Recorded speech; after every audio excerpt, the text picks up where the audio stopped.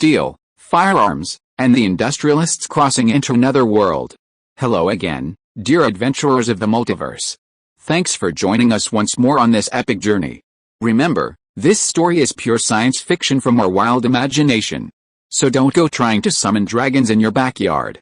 The rights of this amazing novel belong entirely to its original author. We are only the narrators. Do you want more adventures? Show some love to our YouTube channel with a subscription and a like. And if you want exclusive content, our Patreon is waiting for you with open arms. Chapter 801 Gabella's Crisis. The setting sun, like blood, cast its last rays over the desolate path along which the Gabella army retreated.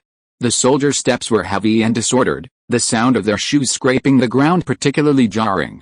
Their armor was stained with mud and blood, their helmets askew, their eyes vacant, like a group of soulless shells. Their once high morale had vanished, replaced by endless dejection and discouragement. Occasionally, low coughs and painful groans echoed through the ranks. Wounded soldiers, supported by their comrades, staggered along. Their wounds had not been properly treated, the stench of blood filling the air, attracting vultures that circled overhead, their scavengers emitting uneasy screeches or hisses, sharp and short sounds like the mockery of death. Every rustle of wind nearby caused a commotion. Some gasped in surprise, others gripped their weapons, nervously scanning their surroundings. The army's commander, Waven Ruiz, sat on horseback, his face grim, his gaze frequently sweeping back. Tell the soldiers to speed up. His command was brief and stern, but his voice carried a hint of weakness.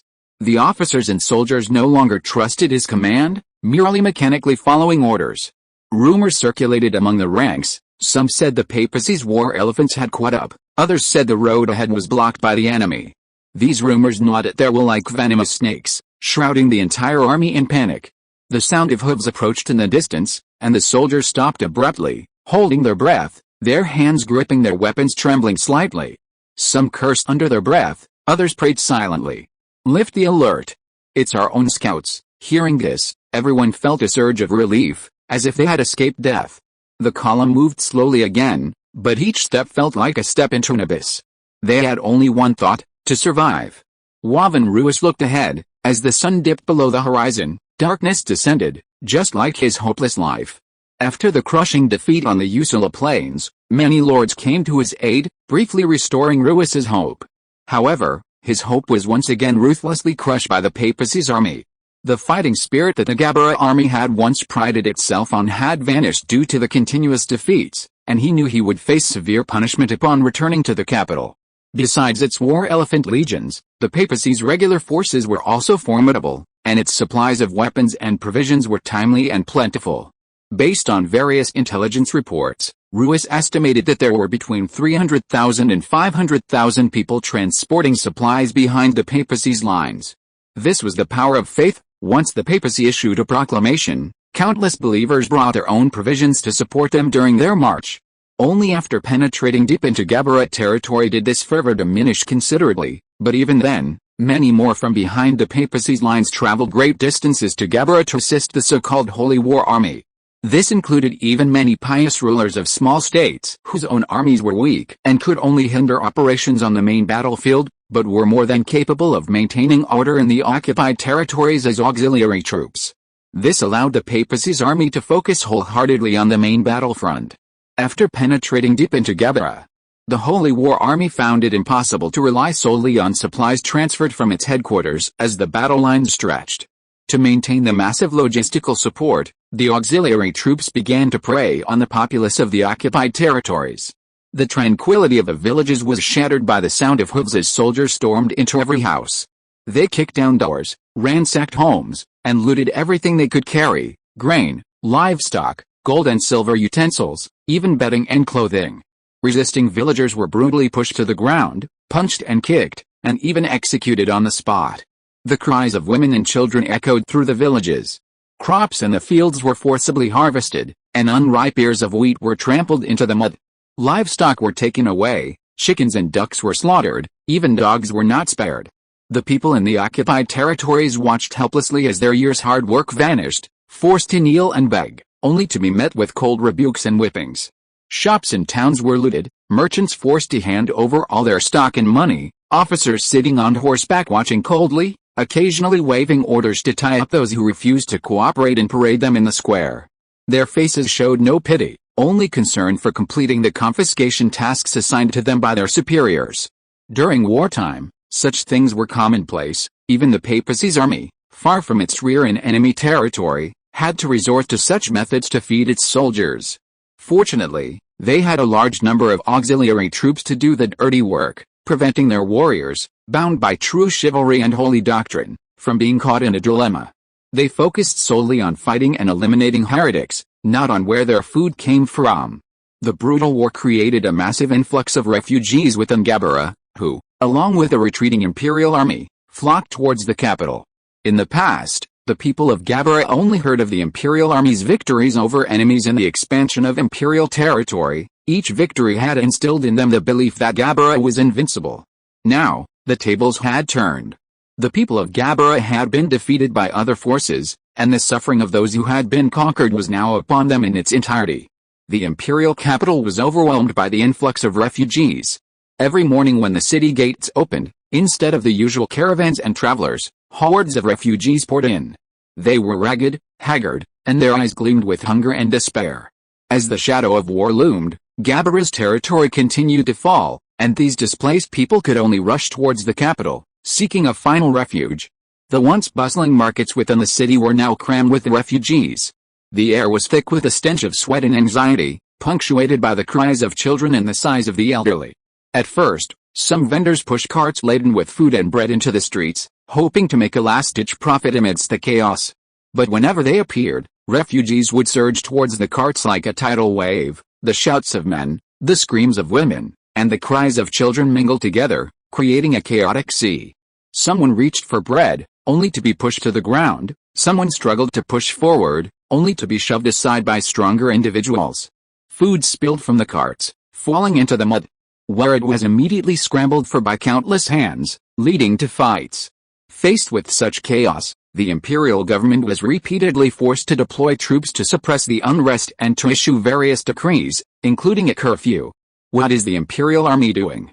Is it only good for suppressing its own country's refugees? Countless people wanted to storm the palace and ask the powerful figures who ruled Gabella. Chapter 802. The papacy's army was unstoppable, advancing towards the capital of the Gabella Empire like a flood bursting its banks, sweeping all before it. However, this seemingly invincible army recently encountered a problem that greatly troubled its commander, Elven Hammond. Their strongest fighting force, the Elven Legion, had lost more than half of its elephants. The elephants' deaths were not entirely due to fighting. A major killer was disease caused by acclimatization. As the papacy's army penetrated deeper into Gabella territory, all the remaining elephants in the Elven Legion began to fall ill. The once majestic elephants now appeared listless, their massive bodies no longer upright, their legs trembling slightly, as if even supporting their own weight was becoming difficult. Cold sweat seeped from their rough skin, their once bright eyes were now dull and sunken, revealing pain and exhaustion. Their ears drooped limply, their trunks no longer curling flexibly but hanging to the ground, occasionally emitting low groans, as if expressing their suffering. During the march, the elephant steps became slow and heavy, each step seeming like a struggle against an unseen force.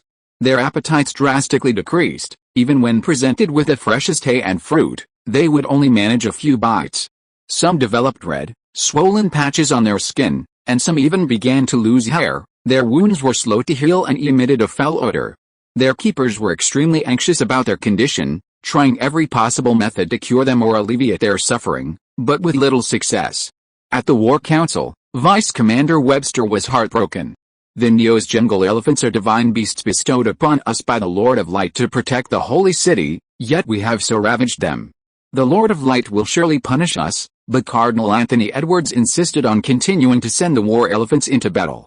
At the military council, he clenched his fists and passionately persuaded Commander Elven Hammond, "My lord, these war elephants are indeed sacred weapons bestowed upon us by the Lord of Light. Every drop of their blood, every bit of their pain, is for fulfilling the Lord's will. Are we to abandon the Lord's protection and the sacred conquest because of their exhaustion and illness?" Anthony's words were filled with fervor and unwavering conviction, as if the war elephant's illness was merely a test from the Father for the believers. His gaze was fixed intently on Hammond as he continued, These war elephants are the symbol of the papacy, our invincible force on the battlefield. Their sacrifice will pave the way to victory for the Lord's glory. If we retreat now, we will not only fail the Lord's expectations, but also allow the heretics of Gabella to mock our weakness." Servan Hyman frowned, his gaze deep. He knew the war elephants were no longer fit for battle, but Edward's words struck him like a hammer blow. The air in the tent seemed to freeze, save for Edward's voice, echoing with an almost obsessive determination, "Lord Hammond, for the glory of the Lord of Light, we must continue.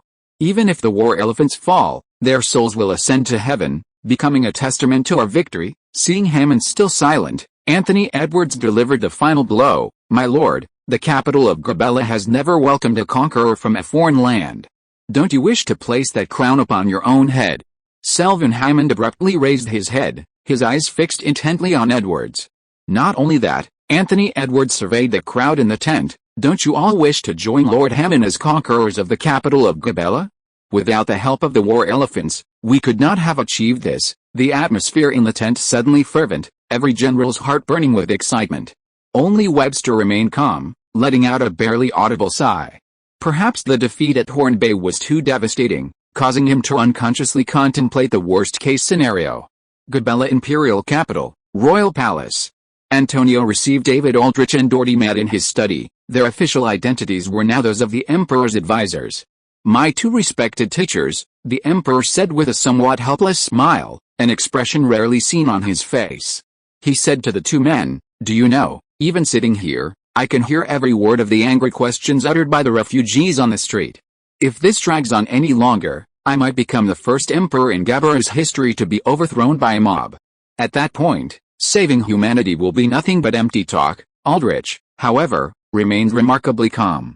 "Your Majesty, without destruction, there is no rebirth. If those old nobles aren't humiliated, they won't willingly step down. Only by freeing up their positions can the future power structure of the empire be reshaped." Doherty Matt, standing nearby, was somewhat moved. In the plan, the future power structure of the empire would undoubtedly be dominated by them, the spellcasters. And Aldrich, a mortal who knew no magic, was so enthusiastic about creating this situation. It could only be said that the old scholar deeply believed in the prophecy and was convinced that only under the leadership of more powerful spellcasters could humanity be protected from disaster. He was once again filled with boundless admiration for Aldrich, but also with a profound sense of regret. Aldrich was a close friend of the former leader of the Arcane Order and Antonio's grandfather, and Doherty Matt also had a deep friendship with him. After the positions in the 10 became vacant due to Barnett and O'Donnell's situation, Doherty Matt repeatedly suggested that Aldrich fill the vacancies, but these suggestions were always rejected. The opponent's reasons were compelling. Aldrich had not demonstrated any magical ability, and wasn't even a spellcaster, let alone a member of the 10. Doherty Matt often lamented his companion's short-sightedness. He firmly believed that if spellcasters, as a minority group among humans, wanted to maintain their leadership position in the future, it was essential to include mortal members in their core leadership. This was partly to demonstrate unity, and partly because Doherty believed that magic was not equivalent to intelligence, and spellcasters' perspectives often differed greatly from those of mortals. The thinking and wisdom of outstanding mortals were also something spellcasters needed. "Our informant has sent back some good news." Doherty Matt dispelled his disappointment and said with a smile, "The papacy's war elephants will continue to participate in the offensive." Chapter 803. Will the Vatican continue to use war elephants in its attacks? Antonio paused, taken aback. "Is the source of this information reliable?" "Absolutely reliable," Doherty nodded confidently. "It's information from Anthony Edwards." "How?" Antonio chuckled. "That young man whose name sounds somewhat similar to mine." "Yes," Doherty confirmed. "He's currently in the Papal Army's command headquarters, working as an advisor to Servan Hammond. It was under his influence that Hammond, blinded by immense glory, decided to become the first foreign conqueror of the Gabella Empire, with the help of war elephants." Antonio scoffed. "Wishful thinking. How?" "You're taking it too seriously," Doherty Matt grinned. "After all, they haven't realized it's a trap." Antonio's eyes gleamed. "If we can destroy the Papal Elephant Legion in a counterattack, even the Holy City will be nothing more than a fruit we can easily pluck." "Thank you for your hard work, Anthony Edwards. If I remember correctly, he's also one of our compatriots, isn't he?" "Yes, Your Majesty. As a spellcaster within the inner circle of the papacy, He must have to constantly and carefully conceal his spellcaster status. It must have been incredibly difficult, Doherty replied solemnly. To fight for the interests of my compatriots is Anthony Edwards' honor, he continued. Besides the matter of the war elephants, Anthony has also sent back a great deal of valuable intelligence. The papacy's frontline fighting force still numbers 70,000 men. 40,000 light infantry, 10,000 heavy infantry, 15,000 light cavalry, and 5,000 heavy cavalry. Only 70% of their weaponry and equipment are operational, and supplies are already running low.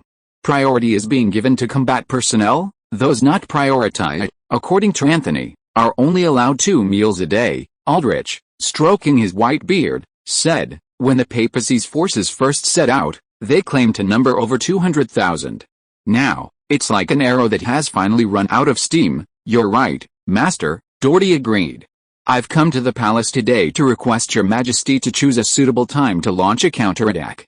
I believe that thanks to Marshal MacDonald's diligent work, the Flame Dragon army is well prepared and ready to engage in battle at any moment, even without Doherty Matt's prompting. After hearing the intelligence from his informant, Emperor Antonio had already fallen into deep thought. His hand tapped lightly on his desk, his brow furrowed. The papal army continued its advance, like a giant python slithering across the vast plains of Gabella. They had reached Sakaro, a place known as the western gateway to the Gabella capital. Once captured, the road to the capital would be unobstructed. To protect this crucial location, the Gabella had built a formidable fortress, which had stood there for over a century. However, due to the Empire's military might, the Sakaro fortress had never been attacked. Today, this fortress finally welcomed its attackers. Servan Hyman was prepared for a tough battle, and despite the heavy losses incurred during the march, the papal commander remained optimistic. But an unexpected event occurred. The papacy was blocked on the way to the fortress. On the hillside ahead, an army he had never seen before stood ready. The soldiers on the flanks were similar to the previous Gabella army, but they appeared more elite in their bearing. The soldiers in the very center were particularly distinctive. Their equipment looked excellent. They wore dark red scale armor, with a fire dragon head etched in simple, flowing lines on their breastplates. Their helmets were cast in the shape of ferocious beast heads, revealing only pairs of cold eyes beneath their visors. Each soldier wielded a strangely shaped, crimson weapon. It looked like a modified crossbow. Those with keen eyesight could see crimson crystals embedded in the crossbow mechanisms, gleaming eerily in the sunlight. Their formation wasn't dense, but rather spread out in a loose arc every few steps. A person draped in a robe stood silently within it. Strangely, they wore only robes and no protective gear on the treacherous battlefield. Even stranger, they carried no weapons, only a curved wooden staff, the tip of which was inlaid with crimson crystals, very similar to those on soldiers' crossbows. The officers and soldiers of the papal army whispered among themselves, both wary and curious. What kind of unit is this? Selvan Hammond asked those around him in a low voice. The generals exchanged glances. None of them, including the deputy commander Webster, had ever seen such an enemy. The enemy's formation was very peculiar, not a traditional dense square, but spread out in a loose arc. Even stranger were the figures draped in robes mixed in with the ranks. These people were neither officers nor messengers. The strange, jewel-encrusted staffs they held seemed more like ceremonial implements. They had never seen the Gabella army dressed like this before, neither like traditional heavy infantry nor lightly armed archers, but something in between. Some were uneasy about the scorching heat emanating from the enemy lines, but most dismissed it as the midday heat of the sun. The papacy's officers squinted, trying to decipher this mysterious legion, especially the archers wielding strange crossbows.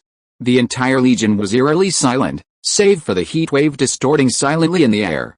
Vice Commander Webster gripped his sword hilt, a sense of foreboding rising within him. He nervously swallowed, then noticed something more strange behind the enemy lines, several seemingly floating flames, but they appeared to be slowly rotating. Was he seeing things? What were they doing with those bonfires in broad daylight? Perhaps they were for catapults to launch incendiary bombs? But that was questionable, as such weapons were typically used for sieges, not open battle. The deputy commander guessed, judging by their equipment, they might be an elite royal guard. A sense of unease rose in Commander Hammond's heart. This mysterious force was too quiet. There were no battle cries, no drumbeats, like a pack of predators waiting for their prey. Even more unsettling was their apparent lack of fear of the papacy's renowned war elephant legions. They simply stood there silently, as if waiting for something. "Whoever they are," he finally ordered, "prepare to attack. Let these heretics experience the wrath of the Lord of Light." Chapter 804.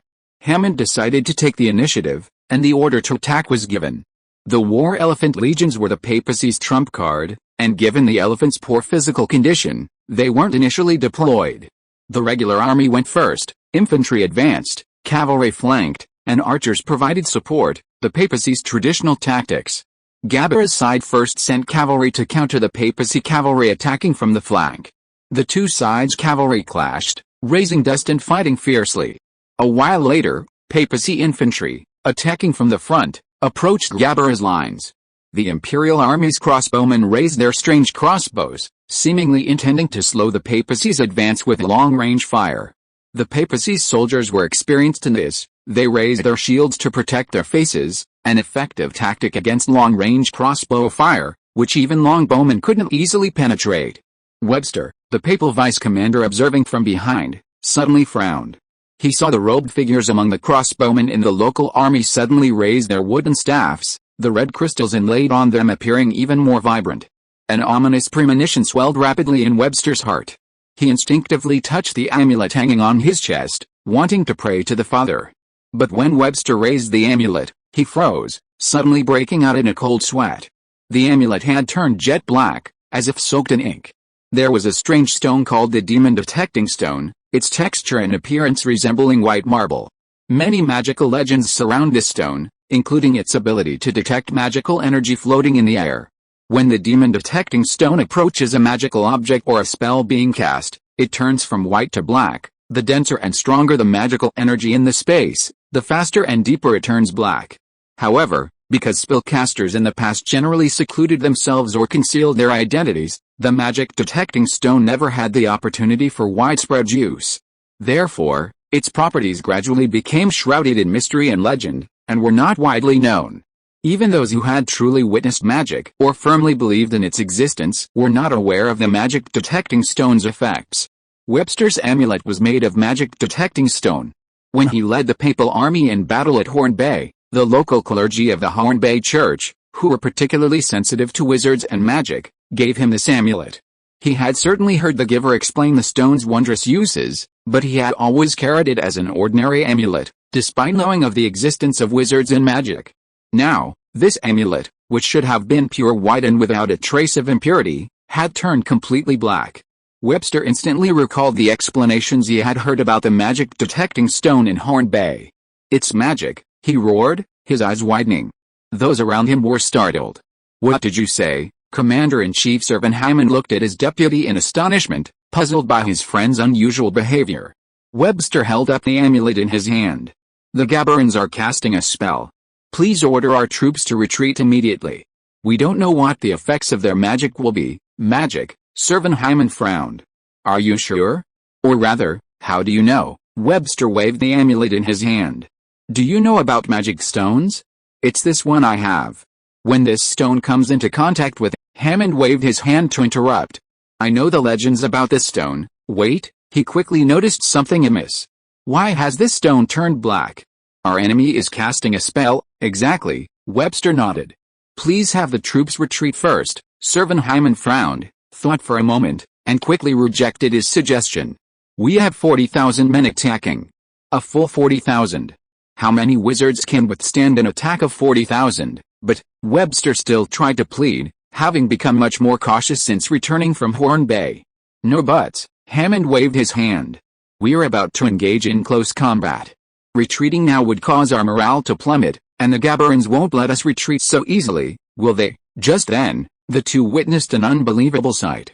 When the two armies were only a few dozen meters apart, before they could clash, a black shadow rose from the Gaberans' position and swooped down on the moving papal army.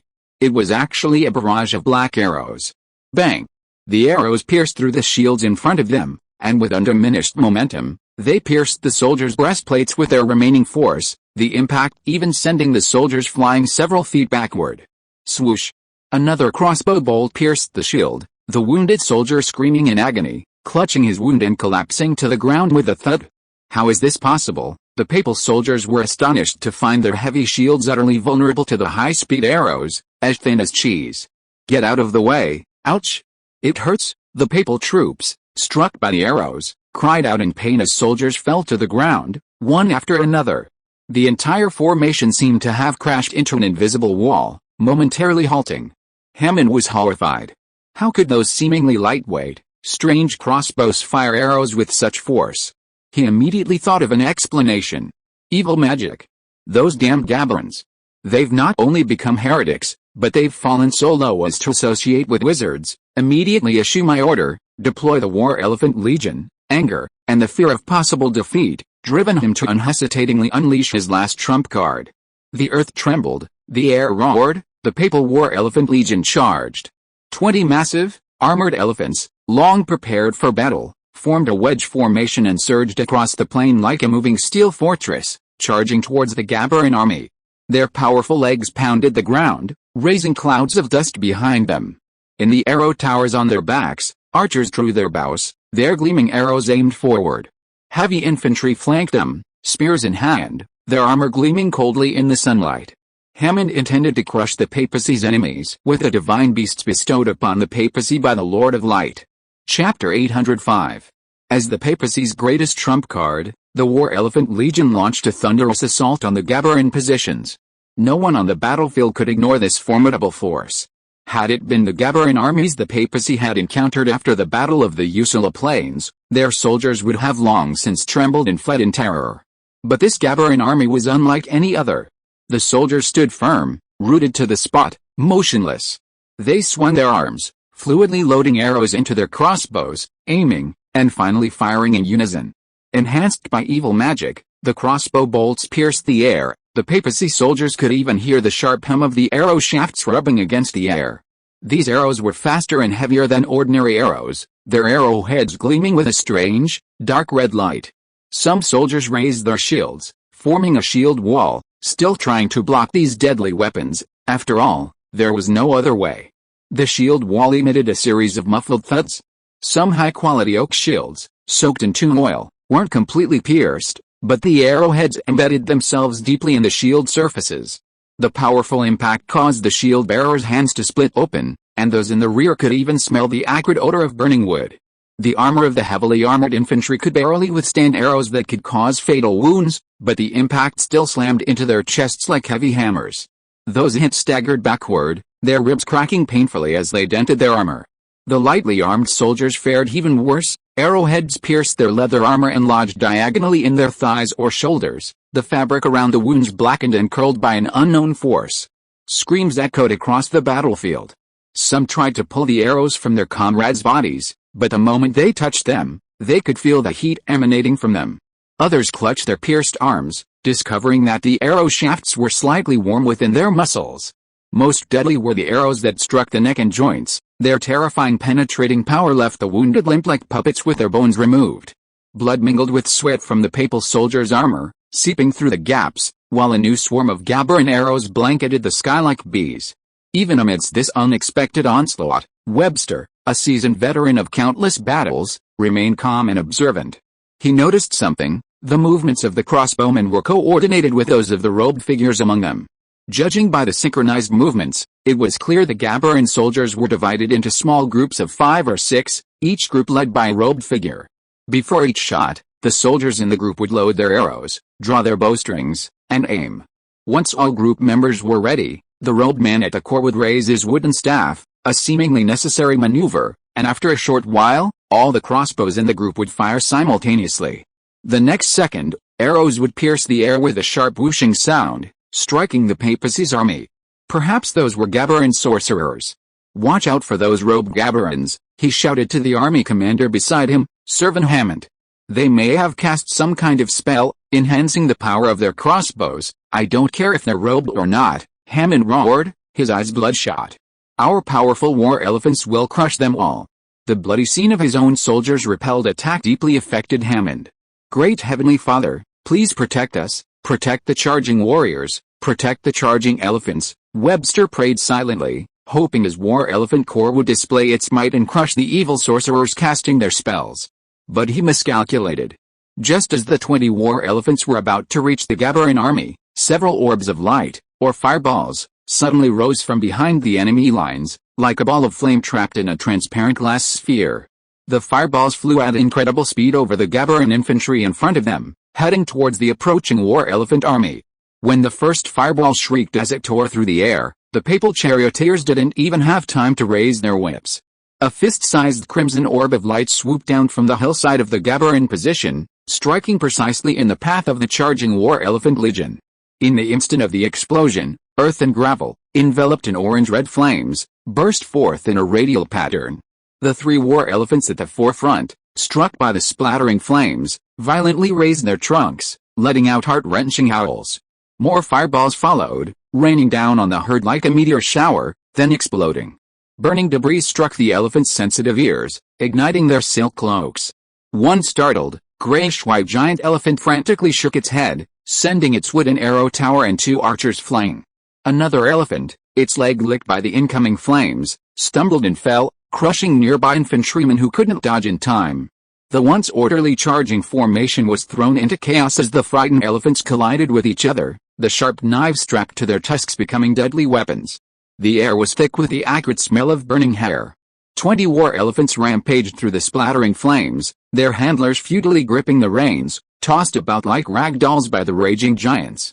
One elephant, its eyes scorched by the thick smoke, turned and charged back at their own ranks, its powerful legs crushing even the barricades to dust. The papal soldiers, reacting quickly, scrambled to the sides, while those who were too slow were dealt a terrible blow. Those damned wizards! Servan Hyman's expression was one of utter disbelief. He began to curse. What have they done? Those are war elephants. Those are our war elephants. Divine beasts bestowed upon our most faithful followers by the Lord of Light. How dare those bastards do such a thing? Across from them, new fireballs continued to rise from the rear of the Gabara army, continuing to hurtle towards the papal forces. It seemed that not every fireball exploded. The probability was roughly 1 in 4. But the effect was significant. Each explosion tore open a new gap in the papal army's formation or exacerbated the chaos within the war elephant legion. After several rounds of fireballs, all the war elephants no longer obeyed their riders' commands, charging wildly around their own lines. Faced with such behemoths, the papal soldiers scattered in terror, and within minutes, their formation completely collapsed. This powerful army, which had repeatedly humiliated Gabara's forces, was now being trampled by the very beasts it had raised. Chapter 806. The papacy's soldiers scattered and fled, while the infantry on the left and right flanks of the Gabara army finally moved. They advanced rapidly from the left and right, appearing from the air like a pair of open iron pincers, clamping down on the disorganized Holy War army. Perhaps to avoid friendly fire, the mysterious fireballs finally ceased, but the scales of victory had tipped completely in Gabara's favor. The papacy's Holy War army had undeniably lost. The disorganized papacy soldiers became easy prey, but the war elephants continued their rampage, remaining a problem for the Gabara. Several ballistae were brought out. Even the defeated Gabara were studying countermeasures against the papacy's war elephants, and the ballistae were one of them. However, to lull the papacy's commanders into a false sense of security and to assess the effectiveness of magical attacks, this deadly weapon was not revealed at the outset. When a specially designed armor-piercing bolt pierced the head of the first war elephant, the behemoth did not even fall immediately. The arrow shaft pierced half a foot from the back of its head, dripping with viscous blood and fragments of lens, yet it still staggered forward for more than 10 steps until the second arrow pierced the soft flesh at the seam of its abdominal armor, at which point it collapsed with a thud. Gabara's ballistic array roared incessantly across the hills, heavy bolts weaving a steel ring through the air. The war elephants were clever. Some tried to pull the arrows out by wrapping their trunks around them, but the arrows, specifically designed for elephant slaughter, had barbs that, once pierced the skin, gripped the flesh tightly, and the elephants' attempts to save themselves only intensified their suffering. The most tragic was the lead elephant, 7 bolts fanning out its armored body. The paralyzing liquid soaked in the arrow shafts caused its muscles to twitch, preventing it from falling, leaving it helpless as subsequent arrows pierced its abdomen like poisonous bees. As it finally crashed to its side like a collapsing mountain, the arrow towers on its back were crushed by its own weight, and splinters and human remains flew through the dust. The war elephant's massive size made them easy targets. A crossbow bolt pierced the hind leg tendon of one elephant, causing it to collapse and crush a large group of people around it. Another elephant, its eardrum pierced by an arrow, slammed into a rock wall in a frenzy, crushing its rider into a bloody pulp. When the last few elephants, riddled with arrows, fell like moving thorny hills, the grand slaughter finally came to an end. The battlefield was a scene of devastation, littered with the tragic deaths of papal knights and soldiers. Some were trampled to death by the elephants, some were shot by crossbow bolts, and some died from exploding fireballs. The young Emperor Gabella sat on his throne, his fingers holding the newly arrived battle report. The report was soaked with a messenger's sweat, but Antonio paid no heed. His knuckles turned slightly white from the effort, and he could feel something swelling wildly in his chest, as if it were about to burst forth from the constraints of his ribs. But his sharply defined face remained only veiled in a cool calm, just as the emperor always presented himself to others. The attendants saw the emperor's drooping eyelashes casting fine shadows under the lamplight. But they couldn't see his tongue pressed tightly against his palate, suppressing the trembling breaths that threatened to burst from his throat. Annihilate the papal army. These words on the battle report seemed to burn on Antonio's retinas. His back was already soaked with sweat from excitement, but his left arm, resting on the armrest, didn't tremble even slightly. Understood, Antonio said in a perfectly measured, weary tone, even elegantly raising his hand to rub his temples. The messenger kneeling before him was somewhat disappointed. Before being summoned, he had thought the emperor would dance with joy over this great victory. But His Majesty's demeanor was as if he were merely reading an ordinary letter. However, this disappointment lasted only a few seconds. "You've done a good job delivering the message, reward him with 20 gold coins," an encouraging voice came from the throne. "Thank you, Your Majesty. Great figures should be calm and composed like this, especially emperors who rule a country. Even in the face of cataclysmic events, they cannot panic. Only those with such qualities can lead a nation out of crisis. Conversely, no matter how great the surprise received, one must remain calm to avoid falling into blind pride." A feeling of boundless admiration for the young emperor rose in the messenger's heart. The emperor instructed everyone present, "You may all leave. I want to be alone for a while." After the messenger and his attendants bowed and withdrew, Antonio suddenly rose and walked to the French windows. Moonlight illuminated his twitching lips and red eyes. The veins on the back of his hand, gripping the curtains, bulged, and the wind seeping through his fingers carried the faint cheers from afar, the people of the capital celebrating their victory. As the messenger entered the city, galloping through the streets on horseback, news of the victory spread. The successive defeats weighed heavily on the hearts of the empire's people. Like massive stones, they desperately needed a victory to lift their spirits. Alone, Antonio could finally let go of all constraints, his lips curving into a wild, ecstatic smile, just like in his youth.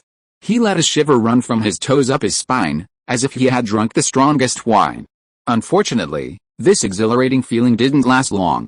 Although it was already dark, the empire's higher-ranking officials quickly arrived at the palace, requesting an audience with the emperor.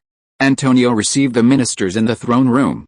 Besides Siegfried, who commanded the Flame Dragon Legion in battle, MacDonald, Ambrosio, Aldrich, and other trusted advisors of the empire were present. Also present were advisors like Doltimat.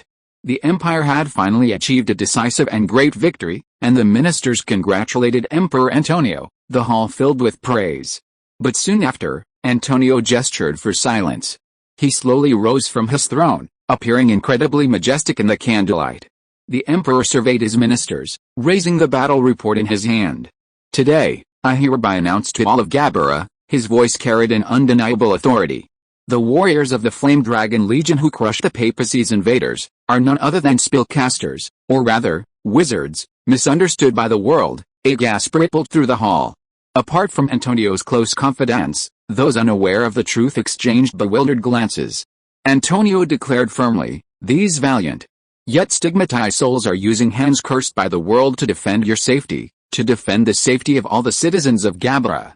They must never again suffer the injustices of the past. I decree that, from this day forth, all spellcasters willing to abide by imperial law will be granted all the legal rights of imperial citizens."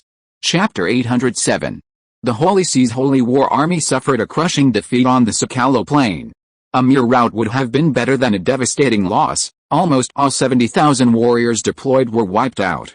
To ensure every unit was engaged, the Holy War Army had narrowed its perimeter, failing to detect that the Gabarans, in addition to their frontal forces, had also sent troops to the Holy War's left, right, and rear, leaving the collapsing enemy with nowhere to escape. The Battle of Sakalo was a trap from the start. The Gabarans' arrangement was based on absolute certainty of victory. The Gabella Empire, or more precisely, the Mystic Order, had long been plotting war against the Holy See. Through both overt and covert channels, the Mystic Order had never ceased its intelligence gathering and research into the Holy See's armed forces. They possessed intimate knowledge of the Holy War Army's organizational structure, fighting style, and even the personal temperaments of its commanders. The Arcane Society conducted a thorough study, particularly of the papacy's greatest asset, the Elven Legion. Earlier, standardized magical weapons like the fire crossbow and thunder hammer, capable of large-scale battlefield application, had not yet been developed. Mages possessed diverse abilities and varying skill levels, making it difficult for them to fight as a unified army. Lacking direct confrontation methods, the Arcane Society had deeply feared these behemoths. They judged that the chances of victory in battle on papacy territory, or even on the imperial borders, were extremely slim. Therefore, they exploited the war elephant's vulnerability to harsh environments and devised a plan to lure the enemy deep into their territory. They also used their initial setbacks to weaken the power of the old imperial nobility. Thanks to Marianne's efforts, the Arcane Society acquired the fire crossbow and the thunder hammer. These two weapons, when infused with magical power, could unleash attacks far exceeding those of traditional weapons, erasing the differences in ability among mages. Before this, due to the lack of a systematic inheritance, most members of the spellcaster community could not cast offensive magic. The fire crossbow and the thunder hammer finally gave many spellcasters who only knew some useless spells their value, allowing them to go to the battlefield. The Arcane Society was finally able to build a true army with these two weapons, the Flame Dragon Legion, an army composed of spellcasters, truly belonging to the mages themselves. However, the previous war plan of luring the enemy deep into enemy territory was still continued, albeit with slight modifications. The Flame Dragon Legion was given a rather dazzling appearance. News of the annihilation of the main force of the papacy swept through the occupied rear areas like wildfire, plunging the once proud vassal armies, those believer groups and small country monarchs who had spontaneously come to serve the papacy, into apocalyptic chaos. Their banners fell one after another, and the garrison commander, along with his cronies, looted the sacred silver vessels from the warehouses, leaving his soldiers bewildered in the morning mist. On every road leading to the holy city, abandoned gilded armor and tattered banners were scattered, like a path of route paved with the remnants of faith. Occasionally, stray clergymen were recognized by the people of Gabella. These white-robed figures, once feared by the Gabella, now became conspicuous targets for stones. Some occupying soldiers were in a state of hedonistic debauchery. They didn't flee, but locked themselves in their fortresses, drinking heavily from their cellars of sacred wine while tearing pages of the Holy Scripture of Light and throwing them into the fire. A smaller group embarked on a final frenzy, setting fire to houses throughout the town, even the church, burning everything of value after looting. But this often provoked fierce resistance from the warlike people of Gabella. The main force of the papacy had been annihilated. Who would fear a bunch of lackeys? The former lords of Gabella who had surrendered were busy throwing the papal commissions into the fire while simultaneously sending messengers to reaffirm their loyalty to the emperor. The annihilation of the War Elephant Legion had severed the pillars of the papacy, plunging this once invincible religious regime into unprecedented turmoil. In its long-standing propaganda, the Neo-Jungle elephants were divine beasts bestowed upon the papacy by the Lord of Light, beings transcending the mortal realm. Yet these divine gifts had been utterly wiped out by the evil mages of Gabella. Beneath the dome of the cathedral echoed the incessant arguing and shouting of the bishops, gathered within the sanctuary, blaming each other for their own dereliction of duty. Some accused the frontline commanders of blasphemy, others denounced the intelligence services for negligence, and still others directed their anger at the Pope's decisions. Despite the bishop's best efforts to suppress the news, rumors spread faster than any messenger. The loss of 70,000 troops in Gabella was too great to conceal. It quickly became the talk of the town. In the streets of the holy city, terrified believers discovered that the priests who preached daily about invincibility had suddenly changed their tune, saying that trials are tests from the Lord. The cathedral's stained glass windows reflected sparse candlelight, and the square, once crowded with pilgrims, was now only filled with circling crows. A terrible rumor was spreading. If even the sacred war elephants could be defeated by the magic of heretics, then was the divine power of the Lord of Light not as omnipotent as the scriptures describe? Soon after, an even greater shock arrived. Emperor Antonio of Gabella announced the recognition of spellcasters' legal status. As the continent's leading power, and geographically situated at a crucial point connecting East and West, Gabella's recognition of spellcasters' legal status had an immense impact, far exceeding that of the small kingdoms around Horn Bay. Emperor Antonio's edict, like a boulder thrown into a calm lake, stirred up political ripples across the continent, eventually forming wave after wave of massive waves. The papacy, fresh from its crushing defeat at the hands of the empire, was the first to issue a proclamation condemning it as a traitorous act of making peace with the forces of darkness. However, having lost the war elephant legion, the papacy was unable to quickly muster the strength to punish Gabella. They had a mountain of problems to deal with. The remaining troops still within the empire's borders needed to be withdrawn, though few remained, and they also had to begin defending their homeland. Who knew if the Gabella would launch a counterattack? Within Gabella, the emperor's edict had been disseminated. Legally, spellcasters who had previously hidden in cloaks could finally appear openly, but spellcasters in most areas still needed to maintain a low profile, as the power of tradition remained formidable. The areas near the capital were the first to change. Mages were already selling alchemical potions in the markets, and children were laughing and chasing after the mages' fire magic. Anyone who dared to harass a spellcaster without cause would be punished by imperial law enforcement. As time went on, mages appeared in more and more areas of Gabella. Chapter 808. The bells announcing the imminent opening of the academic conference echoed through Lake Town, and many people dressed as scholars left their lodgings, hurrying towards the West Academy. The witch Corlich mingled among the crowds. She had come all this way to hunt down Alvis, a former member of the Scholars' Tower, and judged that Alvis would likely not miss this grand gathering hosted by the local Lord for Scholars. Before the official opening, she had been quietly waiting in Lake Town for several days, using this time to prepare various methods, determined to kill Alvis once she discovered him. To enter the venue inconspicuously, Corlich deliberately changed into a dark brown astrologer's robe. Although the fabric was not luxurious, the tailoring was impeccable, accentuating her tall and elegant figure. The collar and cuffs of the robe were embroidered with dark gold celestial patterns, at first glance resembling the uniform of some academy, but in reality, it was merely a temporary disguise. A silver-gray belt cinched her waist, from which hung a small bronze astrolabe. Though she knew nothing of astrology, this prop was enough to make her appear quite knowledgeable. The witch's white hair was as pure as fresh snow, gleaming faintly silver in the candlelight, as if bathed in moonlight. She didn't try to conceal her striking hair color, but instead tied it high with a dark blue ribbon in a bun common among academic women scholars, with a few loose strands falling around her ears, adding a touch of softness. She concealed her hands in wide sleeves, her fingers were long and slender, her nails neatly trimmed, without any of the ornaments a spellcaster would wear. She wore no conspicuous jewelry, only a small sapphire ring on her left earlobe, which occasionally shimmered with a cold light in the candlelight. This gemstone wasn't just an ordinary ornament, it was a medium she used to stabilize her magical power. Now, however, it had become part of her disguise. To outsiders, she was merely an elegant scholar with a preference for cool colors, not a dangerous mage hunting her prey. The witch followed the crowd toward the main gate of the West Academy. She deliberately chose the busiest time, when scholars carrying star charts and instruments were arriving in droves. The first session was about planetary motion, and most attendees were astrologers or astronomers. They didn't even notice the imposter clutching an empty parchment scroll in the queue. But at the gate, Corlich encountered trouble. "Please show your pass." When the academy guard held out his hand to her, she noticed that everyone else was holding gilded and lacquered documents. Damn it, she could have just walked in a few days ago. The witch frowned and asked, "Isn't the meeting inside a gathering of scholars? Why can't I go in?" Seeing the female scholar's expression, the guard guessed that she probably didn't have a pass. "It is indeed an academic conference." For the sake of that pretty face, he patiently inquired, "Madam, did you just arrive in Lake Town?" Coleridge nodded. The guard explained, "The conference is not open to the public during the day. Entry is not permitted without a pass.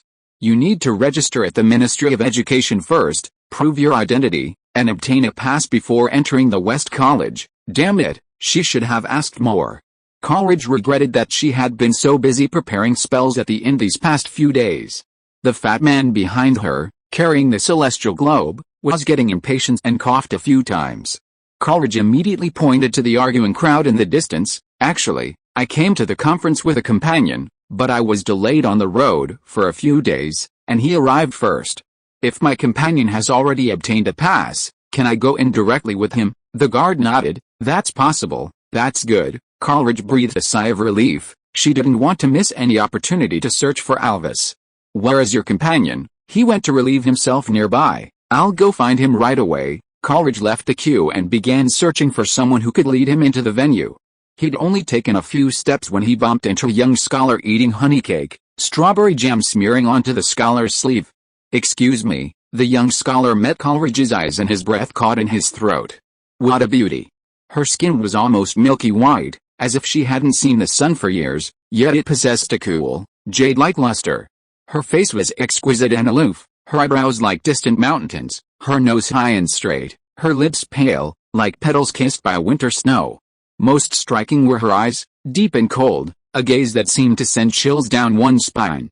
Her long, slightly upturned eyelashes made her eyes appear even more unfathomable. The scholar, captivated by Coleridge's beauty, didn't notice the fleeting flash of bright silver light in her pupils. His gaze suddenly unfocused, his pupils dilating slightly, as if shrouded in an invisible mist. His breathing became even, his brow relaxed, as if he had suddenly fallen into a half-dream, half-awake state. Coleridge's soft voice gently entered his ears, each syllable like ink dripping into water, quietly spreading through his consciousness. This is my assistant, the scholar heard himself speak, his voice steady, as if he had rehearsed the words 1,000 times. He didn't even glance down at Coleridge, but simply turned naturally to gesture for her to follow, his movements fluid as if he were already accustomed to walking with her. The two reached the gate and queued again. When the guard asked the young scholar to confirm Coleridge's identity, his eyes flickered for a moment, like candle smoke scattered by the wind, before quickly gathering into resolute calm. He turned to the guard, his tone as natural as stating a perfectly ordinary fact. This is my assistant, Miss Lily. He didn't even look at Coleridge, but simply turned slightly to gesture please. The guard's gaze swept over Coleridge's white hair, then returned to the emerald badge on the scholar chest, and finally he nodded. Please come in. He let them through. The scholar strode forward, and Coleridge followed, head bowed, a parchment scroll pressed to his lips, concealing a smile. The scholar's steps were steady, but a hazy, silvery mist lingered deep within his pupils. As they passed through the archway, his lips unconsciously moved, repeating the phrase she had implanted, this is my assistant, this is mine. The effect of the suggestion only began to fade after they rounded the first corridor. The scholar suddenly stopped, blinking in confusion, as if jolted awake from a brief daze. He turned to look beside him, no one. Coleridge had long since vanished into the shadows of the pillars, only a trace of frost remaining on his cuff, silently evaporating in the sunlight. If you are listening to this novel on a channel other than Fanfic World, it means it was downloaded and re-uploaded without effort. We warmly invite you to visit our channel, Fanfic World. There you will find the original version of this story and many other novels of various genres. We look forward to seeing you dive into a world of incredible novels. Chapter 809. Inside the Grand Hall of West College, scholars from all over gathered. Every seat was occupied, and many had to stand in the aisles and on the second-floor corridors. Distinguished scholars, seekers of wisdom, welcome to West College. Today, we gather here not for power, not for wealth, but for the purest and noblest pursuit, the light of truth. On the platform, a young man stood with outstretched arms, his deep blue suit gleaming in the candlelight. His ears twitched slightly with his impassioned speech, and his eyes shone with boundless enthusiasm. Those of you here will illuminate the boundaries of human knowledge with a torch of wisdom. Let us set aside regional prejudices and sectarian distinctions, for here, before truth, we share only one common identity, explorers. May this grand gathering bear witness to the light of human reason. A burst of enthusiastic applause immediately erupted from below. The man smiled, gently pressing his hand forward to quiet the crowd before continuing his speech. In a corner of the second-floor corridor, Coleridge leaned against a stone pillar, enjoying a good view that made it easy for her to search for her target. A mocking sneer played on the witch's lips. From the young man's initial introduction, she knew his identity, Lord Paul Gleman of Arda. However, his impassioned speech was nothing more than the clamor of ants to her. How dare these mortals speak so presumptuously of truth? Her icy blue pupils narrowed slightly as she watched the scholars, excited by his speech, unconsciously forming a few ice crystals in her sleeve. How pathetic, she scoffed inwardly. These blind men, who can't even sense the power of the elements, dare to presume to understand the essence of the world with a few formulas. When Paul Gleman cried out light of reason, she almost laughed out loud. True power has always been hidden deep within ancient spells and bloodlines. The so-called science these mortals spend their entire lives studying is nothing but child scribbling before true arcane magic. The light and shadow cast by the crystal chandelier flickered on her snow-white face, as if mocking this ridiculous farce. Speaking of which, I suddenly recall a joke. Paul Gleman on stage suddenly gave a self-deprecating smile and said loudly, "In a certain farm, there lived a particularly clever turkey. It discovered that its owner fed it and its companions every morning at 9 o'clock. Instead of immediately drawing conclusions, it slowly observed and collected a great deal of evidence regarding the fact that it was fed at 9 o'clock in the morning, rainy days and sunny days, hot days and cold days, Wednesdays and Thursdays, all sorts of situations. Finally, it came to the following conclusion: the owner always feeds me at 9 o'clock in the morning." At this point, the young Marcus suddenly paused, winked mischievously, and continued, "Until Advent Day, it believed its conclusion was one of the eternal truths of the universe." The hall erupted in laughter. Even Coleridge was amused. HMPH, how interesting. The witch, who always maintained an icy demeanor, didn't even realize that the corners of her mouth had uncontrollably turned up, like a spring stroke painted on an ice field. Two shallow dimples appeared on her fair cheeks, and the icy glint in her blue eyes melted away, revealing a smile. Clang. The young astrologer's chart fell to the ground with a loud thud. Coleridge looked over and found the man staring intently at her. Only then did she realize her outburst, and she quickly pulled her hood down to cover her face. "We are like that self-important chicken in the farm." Paul continued his speech from the podium, trying to find the truth of the world through shortcuts like induction and summarization, unaware that seemingly related things don't necessarily mean they are causally related. His voice suddenly became louder. "Whenever we think we've grasped the laws of truth, the world surprises us with Advent Day." At this moment, no one in the hall could laugh anymore. The Lord's words seemed to have taken on a somber tone. Some were already inwardly complaining that what he was about to say was superfluous. Was it appropriate to say it in this setting? Had everyone traveled all this way just to be met with such a cold shoulder? But that's the most precious thing about science. Paul Gleman slammed his hand on the astrolabe on the display stand, causing several bronze planetary models to sway slightly. "We are willing to be the turkey, constantly observing and constantly questioning, using today's discoveries to overturn yesterday's conclusions. Perhaps we will never reach the ultimate truth in our lifetime, but every time we correct an error." He suddenly tossed the bronze astrolabe from the display stand into a box at his feet with a clatter. "We are one step closer to the truth." Paul's words had barely faded when the entire auditorium seemed to ignite. At first, scattered applause rose from the back rows, but soon it spread like wildfire throughout the hall. The scholars stood up in unison. The older generation clapped until their aged hands were red, while the younger generation stomped their feet excitedly, the heavy oak floorboards echoing thunderously. Some even tossed heavy tomes into the air, their pages fluttering like doves in the sunlight. The applause lasted a full 3 minutes. Several elderly men with white hair removed their glasses to wipe their eyes, their wrinkled faces revealing a long-lost youthful enthusiasm. In the second-floor corridor, Coleridge unconsciously gripped the railing. She hadn't expected this seemingly vulgar lord to possess such awareness, though she still considered him presumptuous. That's... Coleridge's eyes darted around, catching sight of a figure. While listening to Paul's speech, the witch's eyes hadn't ceased searching the hall. That figure, that movement, it seemed to be Alvis. "Now, please welcome Mr. Terry Cable, the distinguished astrologer and astronomer of the Vis Academy, to introduce his great discoveries on celestial motion in recent years." Paul's opening remarks concluded, and the conference was finally about to enter its substantive phase. Amidst enthusiastic applause, Terry Cable, an astrologer from Collins in Corner Bay, nervously stepped onto the stage. Paul patted him on the shoulder, gave him an encouraging look, and then stepped down. In the second-floor corridor, Coleridge frowned.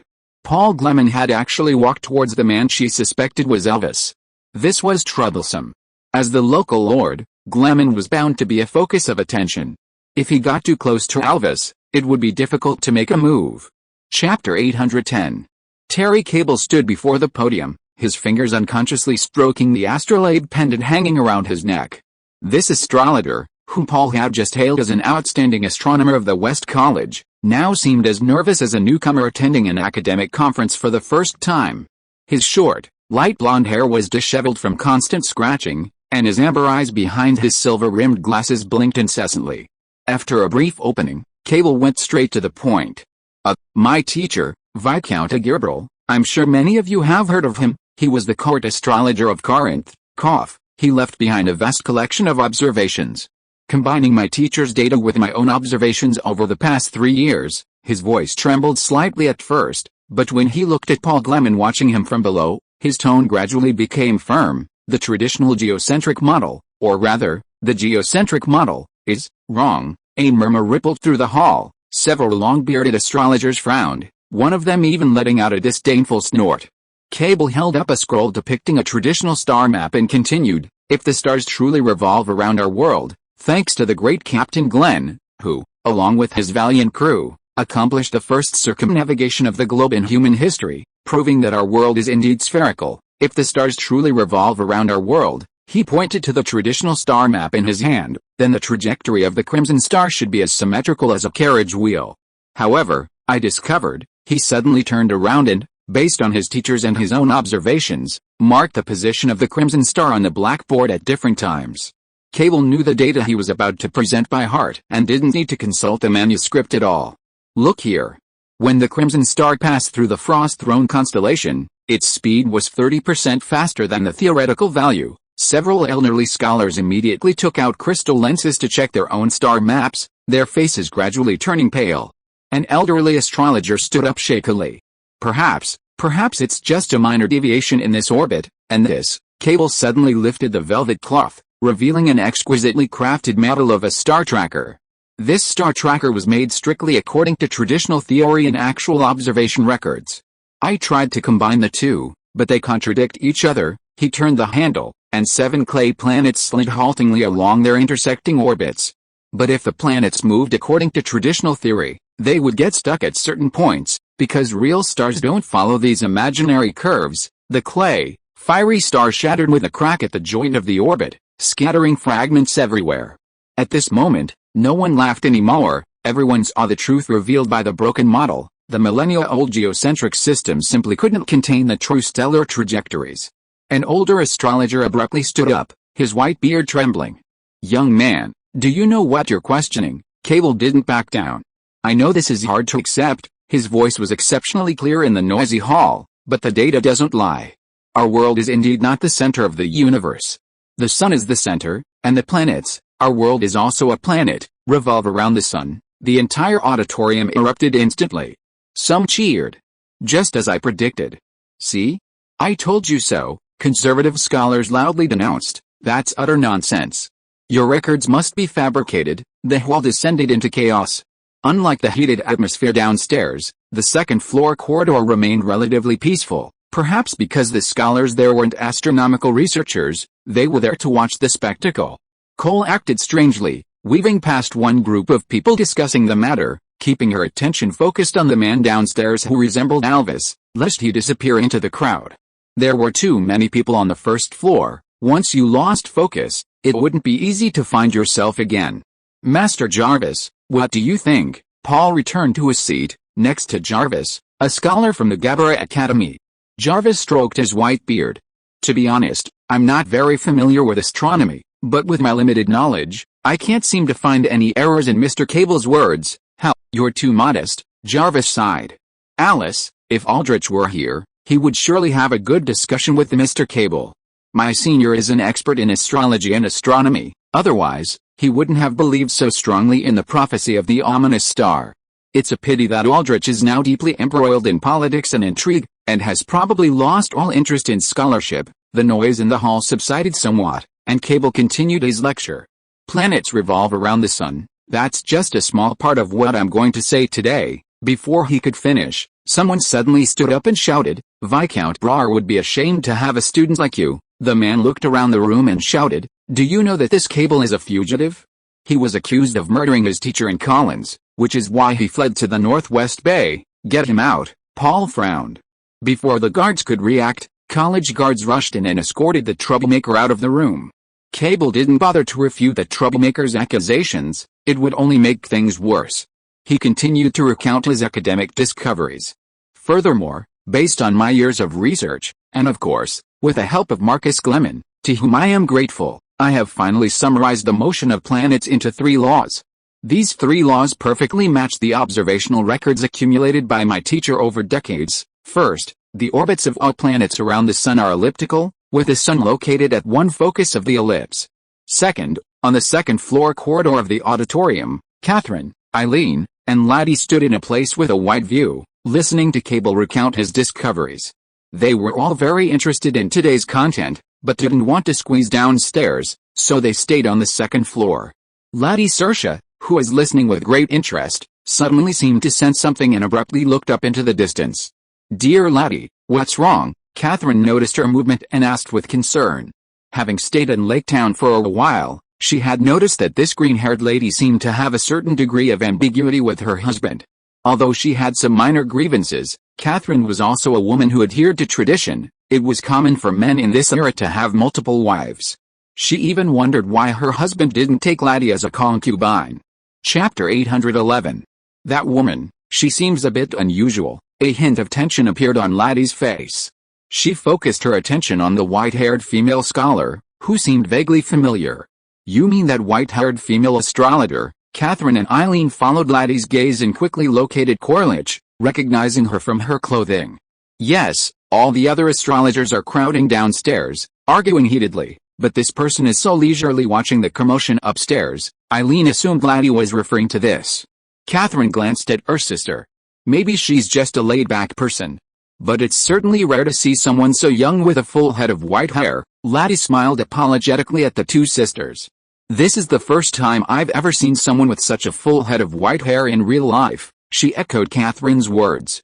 For a moment, she had suspected that the other person was one of her own, but she was very unsure. Before long, the green-haired witch regained her composure. She was confident that few spellcasters in the world could escape her detection, except for powerful spellcasters like her teacher, Lady Marianne. Corlich quietly walked through the corridor and down the stairs.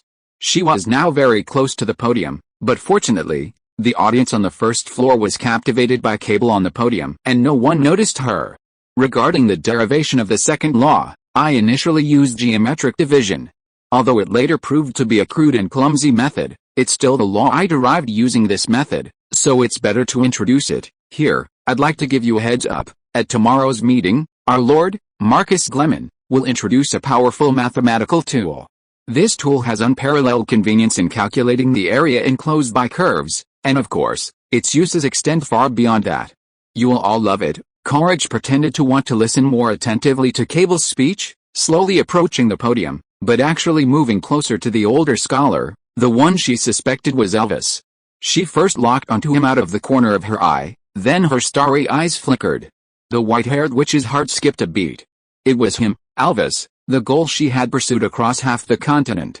This former important figure in the Scholar's Tower was whispering with Paul Gleman sitting next to her, occasionally glancing at the podium.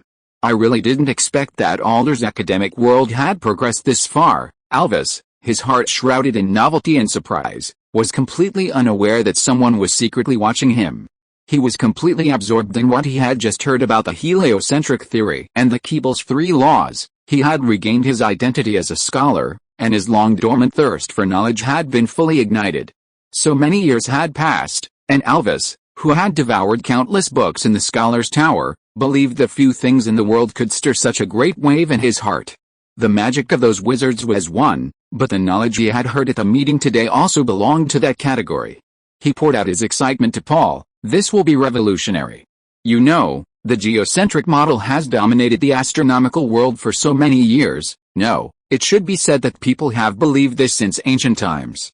Even the Holy See considers it part of the creation myth. The world was created for humanity by the Lord of Light, and all visible things, including the sun, moon, and stars, naturally revolve around the human world as the center." The first chapter of the Holy Scripture says, "The earth is the dwelling place given by God, and the stars revolve around it like subjects paying homage." Elvis suddenly chuckled. This child doesn't know that he just used a piece of chalk to shatter the Holy See's millennia-old cosmology, and those 3 laws that follow. How can I describe them? It's simply legislating the heavens. The stars move in an orderly fashion according to established regulations. How wonderful. Oh, Alvis gloated. I think the Vatican will be furious when they hear today's remarks. If they spread, it will cause great damage to their interpretation of the worldview. The Vatican isn't afraid of baseless heresies, but the evidence for today's heresy is quite substantial. Hey, Paul was quite pleased with Alvis's words, and the corners of his mouth involuntarily turned upwards. He laughed and said, Master Alvis, this is nothing, just an appetizer. There will be more and more things that will leave those charlatans dumbfounded. In fact, many of the scholars attending this conference were clergy members from the church. They were already caught in a huge struggle between the old and new worldviews. Many of those who had angrily cursed Cable in the chaos were also from the church. This was not surprising. Mathematics, astronomy, and other refined pastimes of this era were not something ordinary people could easily engage in. Only the wealthy and leisurely classes like nobles or clergy could do so. Coleridge silently observed Alvis, carefully avoiding being recognized. Fortunately, Alvis wasn't with his vigilant bodyguard today. She mentally calculated her chances of escape if she acted now. Ultimately, she abandoned the idea of immediate action. While the chaos caused by killing Alvis would aid her escape, security at the academy was tight today. Perhaps secretly following him and striking in a secluded spot would be a better option. At this moment, the lecture concluded, and the meeting entered a short break. Many people left their seats to stretch, while many scholars remained immersed in the discussing the profound impact of planetary laws in hushed tones. Suddenly, a scholar rushed in through the door, leaping onto the stage. He grabbed a mallet and banged it on the table, drawing everyone's attention. Just as people thought he was about to offer some profound insights, he said, Gentlemen, I heard some explosive news on my way to the restroom. The Holy See's Holy War Army suffered a catastrophic defeat within Gabella territory. Even the War Elephant Legion was completely annihilated. A brief silence fell over the hall, but it quickly erupted into heated discussion. News of the war between the Holy See and the Gabella Empire had already spread throughout the continent, and the prevailing narrative had been that the Holy War Army was advancing triumphantly while the Gabarans were suffering repeated defeats. How could the Holy War Army, seemingly winning, suddenly lose, while the Gabarans, seemingly losing, suddenly win? Amidst the discussion, those attendees with clergy status turned pale and looked extremely embarrassed. Chapter 812. Looking at the scholars filling the hall in shock, Coleridge felt a ripple of emotion, though her expression remained as aloof as the chill of early spring. This was the power of the Arcane Society, the power of spellcasters.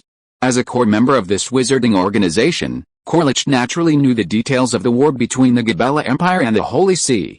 The war had broken out according to plan, or more precisely, within the time frame expected by its architects, and judging from the news reaching the Northwest Bay, the war had achieved its intended goals.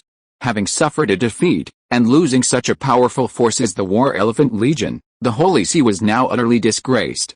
However, the witch still felt a pang of regret. She had been absent at such a crucial historical turning point, failing to contribute her own strength, a truly unfortunate situation. Then, she glanced again at Alvis in the distance. Let's use the blood of this traitor to make amends a little. Calm down, Coleridge silently reminded herself, suppressing her restless heart. The first day of the academic conference focused primarily on astronomy. Not only did Cable give a presentation, but many astronomers and astrologers also shared their discoveries and insights. While the presentations weren't as groundbreaking as Cable's heliocentric theory and 3 laws, the audience listened with great interest. Cable's lecture didn't completely encapsulate their thoughts. Many still harbored doubts and needed to set aside time to verify them. Many speakers still linked astronomy with mysticism, given that a large portion of those studying astronomy today are so-called astrologers, and even Cable himself came from this profession. This is unavoidable. The establishment of a scientific system requires a gradual process of refinement. Even in the 20th century, phenomena like superpowers and Kagan were studied by countries like the US, China, and the Soviet Union. To dismiss something as superstition without sufficient verification is itself pseudoscience, or another form of superstition. Science is a method, a description of the process of discerning the truth or falsehood of a subject, not a description of the subject itself. Time passed quickly. The sun sank, painting the sky a weary orange-red, And evening arrived silently, marking the end of the first day's meeting. Twilight streamed in through the stained glass, bathing the departing crowd in a flowing, shimmering gold. Paul, along with the Catherine sisters, Laddie, and others, left. Cable was still trapped, surrounded by a throng of people holding star charts and bombarding him with questions about the details of elliptical orbits. His faded blue robe, its cuff stained with chalk dust, was futilely trying to answer multiple questions simultaneously. Meanwhile, Coleridge's attention never strayed from her target. As dusk deepened, the witch's white hair disappeared into the shadow of her hood, like a wandering ghost following Elvis through the Academy's arcades. As he exited the Academy gates, the old scholar glanced at his pocket watch, completely unaware that his pursuer was lurking nearby. Alvis walked through the streets, soon turning into an alley and stopping before a two-story mansion with a yard. Paul naturally wanted to retain a renowned scholar like Alvis, a graduate of the Academy and famous in another country, and thus showed great interest in winning him over. He personally gave Alvis a sum of money to help him settle down in Lake Town. This mansion was recently purchased by Alvis, and Marek continued to stay by Alvis's side as his butler. Coleridge hid in the shadows behind the wall, watching the gate open and a young man emerge to welcome her inside. She recognized him as Marek, Alvis's bodyguard. The two of them had safely crossed half the continent to reach the Northwest Bay, truly a stroke of luck. The witch surveyed the mansion but found nothing unusual. It seemed the two had been quite relaxed since settling in this town. Just as Coleridge was trying to sneak into the mansion, she suddenly heard the sound of hooves and bells in the distance. A carriage emerged from a northern alley, heading this way, accompanied by 6 knights, all dressed in uniform blue double-breasted blouses. Coleridge was somewhat surprised. Judging from the entourage, could it be a distinguished figure? She quietly slipped back into the shadows. The carriage stopped in front of the Alvis residence. The door opened, and 3 people alighted, 1 man and 3 women. The man was none other than the local lord, Paul Gleman. Unlike his formal attire during the day, he was now dressed casually. As for the 3 women, 2 had blonde hair, clearly sisters, while the third had emerald green hair. She seemed to recognize them from the Academy's assembly hall. What were they doing here? Coleridge wondered.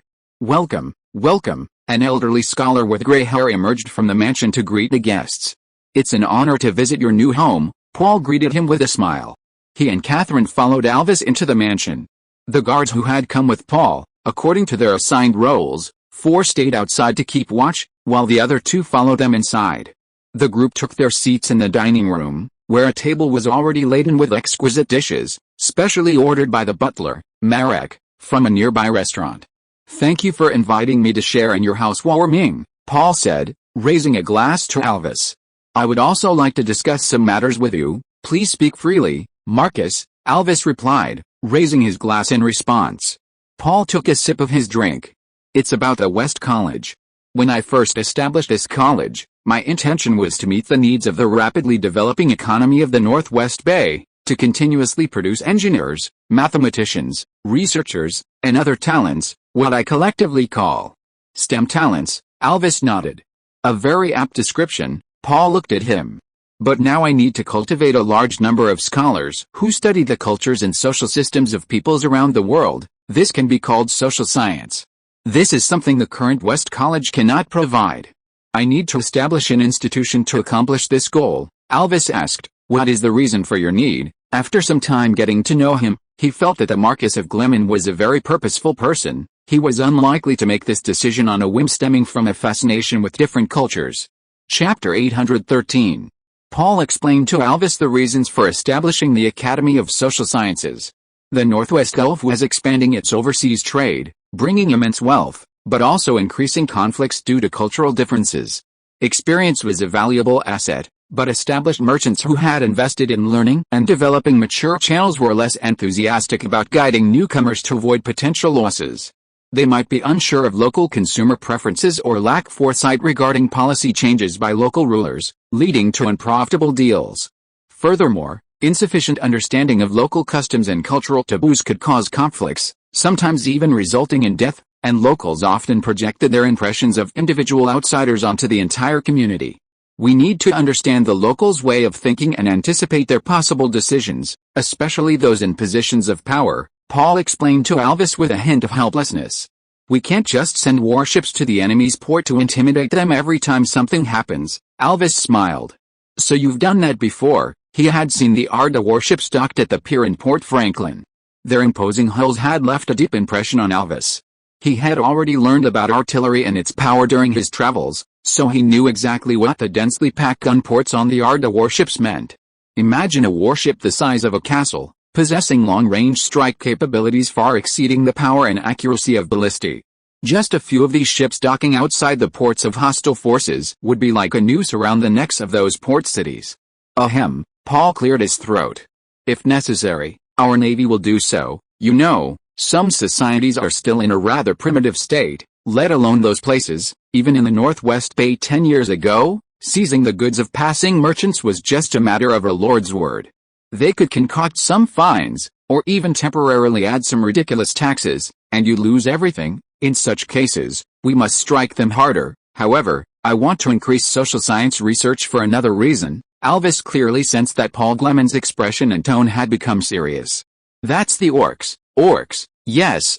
According to my intelligence, please note, I only just learned of this myself. The great chieftain of the royal tent, Abar, has already gathered his loyal tribes on the plains and is about to launch a larger-scale invasion of the older. Alvis's eyebrows twitched in shock. Paul continued, clearly, the last peace talks were merely a desperate measure due to the insufficient follow-up strength of the first wave of orcs who entered Alder. Once they recover and bring more of their kind from their lair, they will immediately reveal their temporarily hidden fangs. Alvis asked, excuse my ignorance, but what does the orc invasion have to do with what you said earlier? Of course it does, Paul explained. Those studies will include orc culture. In fact, it's the top priority at this stage. In the common perception of human nations, these barbaric creatures are nothing more than a bunch of simple-minded beings who only know how to fight and plunder, with intelligence not much stronger than goblins. But the truth is clearly not like that. In the last war, the Orcish army demonstrated strong organization, able to flexibly use various tactics to attack us. After the war, they even thought of using proxies to rule the Yellow Earth. Moreover, as far as I know, their shamans are inventing their own Orcish script, and Abar has even begun to establish various administrative institutions, imitating human nations, and even appointing humans willing to pledge allegiance to him as officials. How can this continue? The Alder will be facing a powerful and well-established alien regime. Arvis nodded. I understand. You want to understand them better in order to fight them more effectively. Paul revealed a cold smile. I want to destroy them. A look of surprise flashed in Arvis's eyes. This young Marquis's ambition was far greater than he had imagined. Paul said, we all know the historical image of orcs, violent, greedy, barbaric, and lacking in manners, but also militarily weak, not in their individual form, but in their armies. They can raid human villages and towns in small groups, but once their numbers reach a certain scale, in a fair fight, humans always manage to defeat them with superior equipment and organization. In the last war, this long-held image was shattered because of Alba's reforms within the orcs. Undeniably, they have improved. However, even in the past, in the era when the orc army was weak, humans never truly wiped them out. Alvis agreed. Yes, both the Alder and the Gabella have historically swept across the plains. However, each time they cleared the land, the borders were only peaceful for a short time before orc tribes would emerge from some unknown corner. The plains are simply too vast, and orcs are like weeds. Cut one crop, and another grows back. He sighed. Geography is a very difficult factor for us. The grasslands are barren and can't support many crops, so humans can't stay there for long. It limits the orcs' growth and expansion, but it also protects them from being wiped out by humans. Paul said, that analysis is correct. But I would add that besides external factors like geography, there is also an internal factor, culture. Although the orcs' culture is as barren as their land, it still plays a powerful cohesive role. In my opinion, these two factors complement each other. The same harsh environment forces them to adopt a similar way of life, and this similar way of life gives rise to a common culture. This is an important factor that allows the grassland orcs to unite. Alvis nodded repeatedly. In fact, what Paul said was not new. Similar views had been mentioned many times in the Scholar's Tower. Many people feel uncomfortable when a young person flaunts their knowledge, but Alvis was long past that age. Moreover, when he realized that Paul had summarized this knowledge himself, his evaluation of Lord Arda rose even higher. Young people in power rarely delve into deeper things like cultural background. Chapter 814. Paul clenched his fist mid-air. In my plan, the war against the orcs will proceed along two lines. One is a traditional sword-to-sword war, and the other is a cultural one. On the cultural route, firstly, our enemies were originally a disorganized mob. Although they've been united by Ibar, they're certainly not a monolithic entity. Beyond their practical interests, their tribal traditions and customs will undoubtedly differ in detail. I need a comprehensive understanding of their conflicts to facilitate our war against the orcs at the appropriate time. Paul envisioned his bright future to Arvis. Secondly, if the day comes when we truly defeat the orcs, I don't want to repeat the mistakes of history. This time, I intend to completely annihilate their culture, to destroy the bonds that hold them together as a race. Arvis secretly breathed a sigh of relief. When Paul announced his plan to destroy the orcs, he had assumed the young Marcus intended to physically exterminate the entire race. That would be terrifying. As a scholar, Arvis had an almost instinctive aversion to mass slaughter. Orcs were a race capable of communicating with humans. However, the Marcus was still somewhat arrogant, Arvis thought to himself. Even the young Emperor of Nagabella had only managed a stalemate against Avar. He asked, "Your Excellency, are you sure you can defeat them militarily?" "Yes," to Arvis, Marcus Gleman seemed to be answering a matter of course, offering no explanation whatsoever. He didn't know where this confidence came from. In the eyes of the world, the Elder had suffered a crushing defeat in the last war against the orcs. Had they really risen to prominence in just a few years? Paul looked at him again and earnestly made his request. Compared to the Elder, isolated by the Loki Mountains, Gabella has more frequent contact with the grasslands. Presumably, there is already a wealth of knowledge about orcs within the Scholar's Tower. I implore you, Scholar Alvis, to help us lay the foundation for research into orc culture. I would be more than happy to accept your request, Alvis replied with a smile. As a political refugee, he hoped to make his contribution here. Seeing that his goal for the evening had been achieved, Paul felt a great sense of satisfaction. He utterly despised these barbaric orcs, not only because of his own Elder stance, but also because they had delayed his academic exchange, show-off, conference for nearly 2 years. Alvis suddenly sighed. Why did the orcs choose to invade now of all times? With the roads blocked after the war, how will those who have traveled from afar to attend the conference return? As a scholar, he couldn't help but worry about the difficulties his colleagues would face. Damn orcs, enemies of civilization, Paul echoed, cursing. He hoped the scholars would have good luck, but he was happy to provide jobs for those who couldn't return home soon, ensuring they would have enough to eat and wear. Achoo, Eileen suddenly couldn't help but sneeze, an act that somewhat ruined her ladylike image, making her blush bright red with embarrassment. Sorry, I'm feeling a little cold, the little princess smiled awkwardly. I'm feeling a little cold too, Catherine said.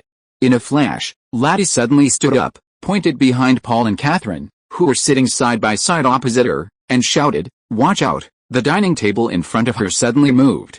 The long table seemed to transform into an animal, suddenly springing up from the ground, flipping over Paul and Catherine's heads before rapidly falling back down, landing right behind them. Paul and Catherine turned around in surprise. They had just seen the bottom of the table when, almost simultaneously, with a crack, the tabletop pierced through. One by one, what appeared to be icicles, pierced the front of the table, their sharp tips penetrating the wooden planks and protruding from the back, appearing crystal clear and radiating a chilling aura, like meticulously crafted daggers.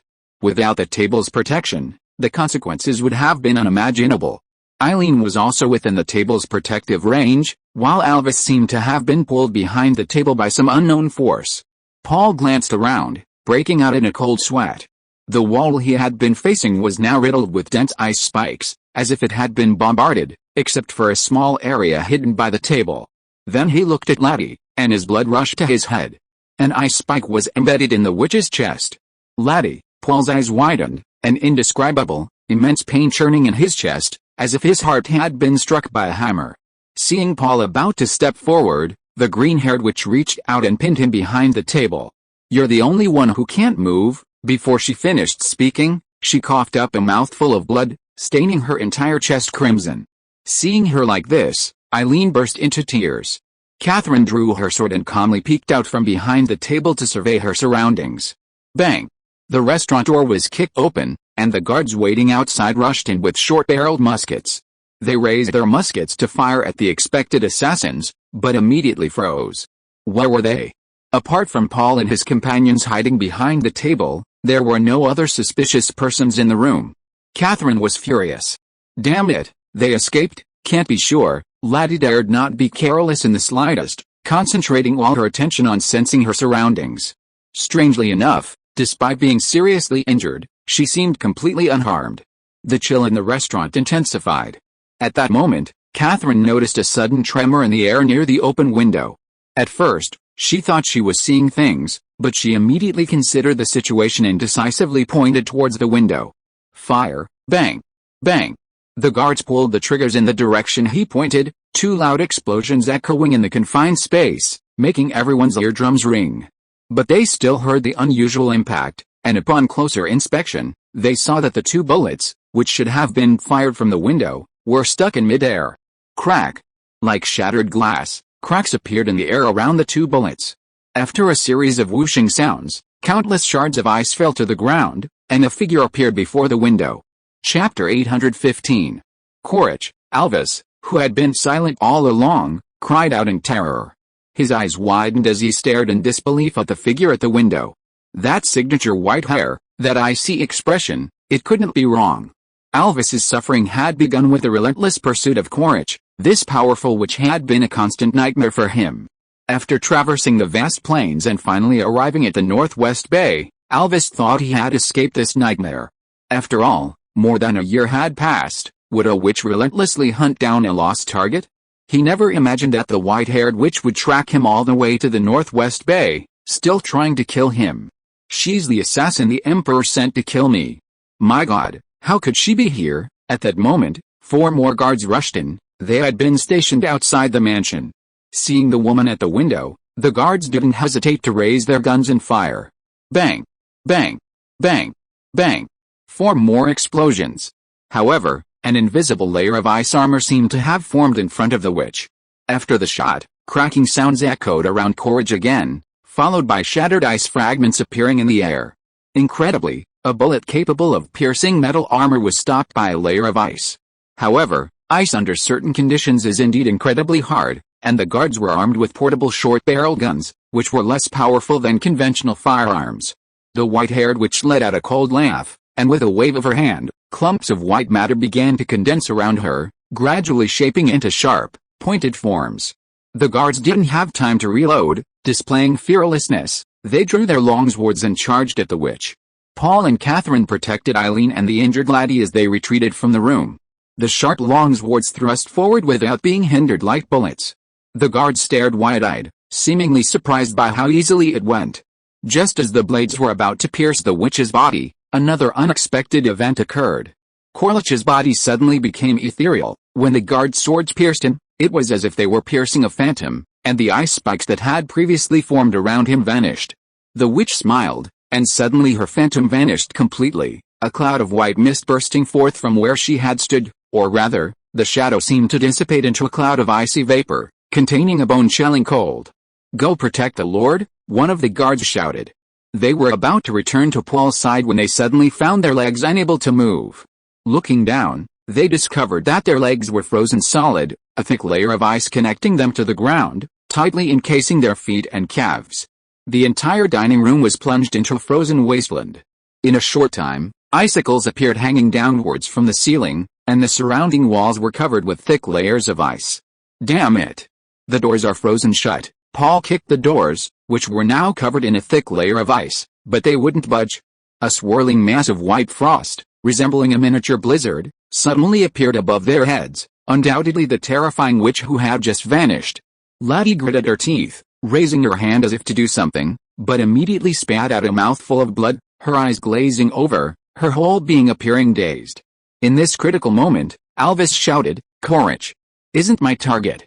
Come on, let's go outside and have a duel with this old man." He took a step forward, leaving Paul's side, and rushed towards the window. "You think you can escape?" the icy mist scoffed. Alvis ran a few steps, but suddenly slipped, falling backward with a thud to his head on the ice, losing consciousness. He couldn't escape. Orcish decided to deal with Paul and the others first. The white-haired witch had already decided that if this young Marcus wasn't dealt with, he would definitely become a troublesome enemy in the future. After losing track of Alvis, she decided to head directly to Alder, as this was Alvis's destination. After traversing the Neredan corridor and arriving at the border between the Yellow Maplands and the Black Rock Plains, Corlich witnessed a border clash between Alder and Orc soldiers. The witch saw firsthand the Alder soldiers, in neat formation, using long-barreled, fire-breathing weapons to riddle the charging Orcs with gaping wounds. The well-equipped, valiant, and numerically superior Orc army suffered heavy losses and was forced to retreat. This conflict left a deep impression on the witch. Using her abilities, she observed the Alder army stationed on the border as closely as possible. Her final assessment was, they were far beyond the capabilities of ordinary mortal armies. The Alder army's bearing, discipline, weaponry, and supplies were all at a level the witch had never witnessed before. From the locals, Corlich learned that this Alder army came from Arda in the Northwest Bay. Northwest Bay. When she heard this geographical name, she paused, momentarily stunned. If she remembered correctly, Barnett, a former member of the Ten, had been headed to Northwest Bay before disappearing without a trace. In that instant, she had a vague feeling that she could find her target, Alvis, in Northwest Bay. Corlich had always trusted her intuition. As if guided by fate, she arrived at Northwest Bay, at Arda, at this place undergoing a dramatic industrial transformation. But to Corlich's great shock, she encountered her own kind, spellcasters, and quite a few of them. Upon inquiry, she learned that the local lord had been secretly sheltering spellcasters, causing many wizards suffering from witch hunts in other places to migrate here. The white-haired witch was caught in a dilemma. On one hand, she felt she should be happy that the world had gained a ruler who was benevolent towards spellcasters. On the other hand, she felt that the world of spellcasters shouldn't have two attractive centers. Through observation, Corlich knew that Arda was a powerful and wealthy territory, politically relaxed, and with low living pressure, making it ideal for his fellow spellcasters who preferred a peaceful, secular life.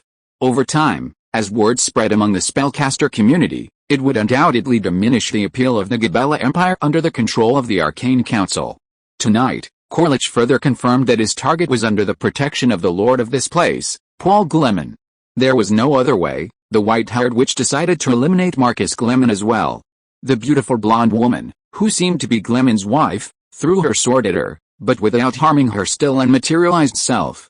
She silently chanted a spell, deciding to deliver the final blow to those below. Then, unexpectedly, a burst of light erupted from the green-haired spellcaster, and everyone vanished, including Corlich. If you are listening to this novel on a channel other than Fanfic World, it means it was downloaded and re-uploaded without effort. We warmly invite you to visit our channel, Fanfic World. There you will find the original version of this story and many other novels of various genres. We look forward to seeing you dive into a world of incredible novels. Chapter 816. In that instant, Paul experienced a bizarre sensation. At first, a cold, icy blue light suddenly appeared, and before Paul could even feel the pain, Corlich's icy spikes had pierced his chest. But instead of the expected gushing blood, a silvery glow erupted from the wound. His vision began to distort, reality peeling away like shattered mirrors. He heard Catherine and Island's gasps, but they seemed muffled by a thick layer of frosted glass. He could see his body becoming light and transparent, his fingers disintegrating into countless shimmering particles of light. A sudden feeling of weightlessness washed over him, and the surrounding scenery completely collapsed. Time and space lost their meaning. He felt as if he had fallen into an ocean of pure consciousness.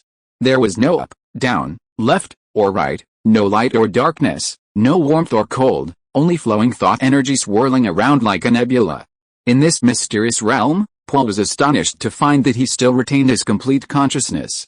He looked down, if the concept still mattered here, and found his body composed of countless tiny chains of runes, each chain constantly rearranging and shifting, emitting a faint, eerie blue light.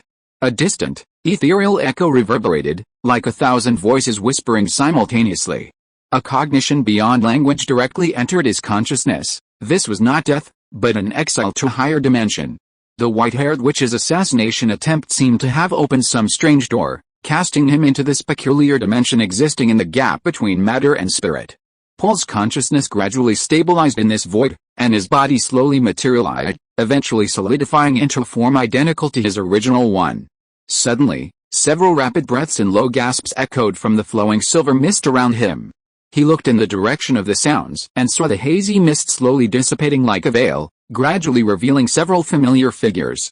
The first to appear was Catherine, her long, golden hair falling smoothly as always, dazzling like sunlight in this void. But what nearly made Paul's eyes pop out was that Catherine was completely naked. Catherine instinctively crossed her arms, her fair skin gleaming like pearls in the dim light of the mysterious space, her face a mixture of shock and embarrassment. When she turned and saw Paul, a flicker of surprise crossed her eyes, but it was quickly replaced by shyness. Paul. Where is this?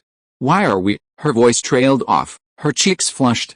Then, Eileen's figure stumbled out of the mist. She gasped, nearly falling, her dazzling blonde hair, as striking as her sister's, cascading down like a waterfall. Damn it! How did I? She abruptly crouched down, trying to cover herself with her hair and arms, but to no avail. She could only glare at Paul angrily. Don't look! You bastard! Her usually lively and mischievous face was now flushed with sudden embarrassment. A muffled groan of pain came from the other side of the mist. Paul turned and saw Laddie kneeling on the ground, her green hair hanging down in disarray, the wound from the icicle still visible on her chest, dark red blood seeping from it. She gritted her teeth, trying to stand up, but stumbled due to weakness. Despite her weakness, she forced her back straight, her cold eyes filled with wariness, yet unable to conceal the unease brought on by her nakedness. Most surprisingly, in the mist not far behind Laddie, a dazzling silver figure slowly emerged, Orcish. She still had that icy demeanor, but like everyone else, she was also completely naked. When the witch's gaze met Paul's, her icy blue pupils suddenly contracted, her right hand instinctively trying to summon ice spikes, but she quickly realized her magic was ineffective. In an instant, she discovered something even more serious: her clothes were gone. This white-haired ice witch was now also naked, a rare hint of panic flashing in her icy blue eyes. Her previously aloof demeanor stiffened with nakedness, her long, silvery hair barely concealing part of her body, now seemingly shimmering slightly with her fluctuating emotions. This, Paul opened his mouth, only to find his voice terribly dry. The five exchanged bewildered glances. The mist in the mysterious space flowed silently, yet it couldn't conceal the absurd and awkward atmosphere. They were not only trapped in this bizarre space, but also forced to face each other in the most primal, naked state. Kalich's face contorted with shame and indignation. She whirled around, her long, silvery hair tracing an arc in the void. "Don't look at me," she almost screamed, her icy blue eyes burning with unprecedented panic and rage. She took long strides, running frantically into the distance, her bare toes treading on the void, yet failing to create even a ripple. However, no matter how fast she ran, the surrounding silver mist remained ever present. Even more terrifying, she discovered with horror that despite sprinting at full speed, she couldn't create any distance between herself and the others. Paul, Catherine, Eileen, and the heavily injured Laddie remained eerily within her sight, as if pulled by invisible threads. Damn it, she stopped, her white hair disheveled and falling over her shoulders, her chest heaving. When she turned around, she met Eileen's mocking gaze. "Save your energy, Ice Queen." The blonde girl, though equally embarrassed, couldn't help but taunt. "Looks like we're destined to be completely naked in this godforsaken place." Kalich's fingertips trembled as she tried to conjure magic, but couldn't even summon the faintest chill. She bit her lower lip hard, ancient magical runes appeared on her pale skin, but they had no effect. What devastated her most was that she couldn't even completely conceal her body with her long hair. In this bizarre realm, every inch of her skin seemed illuminated by invisible light, leaving her nowhere to hide. "What kind of evil magic is this?" she muttered, her voice unusually vulnerable. Just moments before, they had been intent on killing each other, but the awkward situation had instantly dissolved their previous hostility. Catherine finally snapped out of it, glaring fiercely at her husband. Paul awkwardly turned away, his back to everyone. Catherine sighed and whispered, "Calm down. What we need now is to think about how to leave, not to be hostile to each other." But even as she spoke, she unconsciously covered her body with her arm. In this eerie space, five naked souls were forced to face each other. Any attempt to escape was futile. Chapter 817. Laddie suddenly coughed violently, an ominous dark red light emanating from the wound on her chest. Her body slumped forward, her green hair spreading like spilled ink, her form shimmering with an ominous glow. The others, jolted from their bewilderment at being transported here and their embarrassment at being naked, realized one of their companions was seriously injured. "She can't hold on," Catherine exclaimed, rushing to support Laddie. Eileen also hurried forward, biting her lip hard, her face drained of color beneath her blonde hair. Years ago, she had run away from home to Elda, becoming Paul's advisor alongside Laddie. Their bond was deep, and seeing her close friend in this state filled her with unbearable pain. Paul didn't hesitate. He immediately turned and strode forward, his knees slamming heavily into the empty ground. He took Laddie from Catherine, pulling her limp body into his arms, his hand directly touching the cold sweat beating on her back. Laddie trembled like a fallen leaf in his arms, bright red blood oozing from her pale lips. The witch stared wide-eyed at Paul, as if trying to imprint his image into her soul in these final moments. "Hold on," Paul whispered, brushing away the strands of hair clinging to her forehead with sweat. He could feel the witch's body heat draining away, the lines on her skin flashing and changing like the flickering light of a dying ember. Catherine's trembling hand pressed against Laddie's cold fingertips. "Her life is fading." Tears gushed from Eileen's eyes, falling like broken beads onto the ground. Her eyes, red and swollen, glared at Courage with a mixture of grief and rage, and she roared, "It's all your fault, you vicious bastard." Courage stiffened, but instantly regained his previous icy demeanor. The rekindled hostility between them forcefully pulled the white-haired witch out of her awkward state. "I show no mercy to my enemies," Catherine roared, grabbing Courage and pulling him back.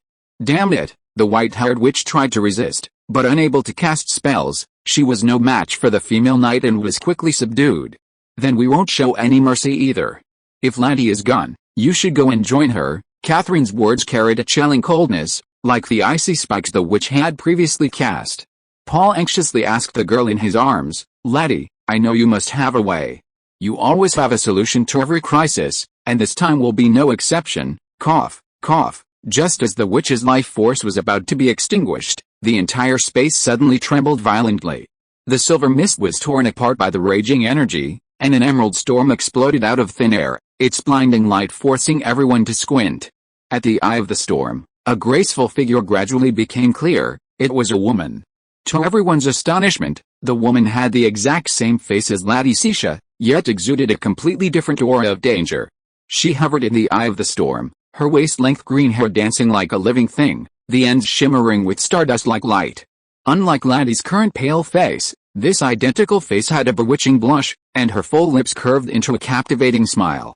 Most astonishingly, everyone noticed a difference between her and Laddie. The woman had pairs of curved, amber-colored horns on her head, like those carved from the finest amber, shimmering with an eerie luster in the storm.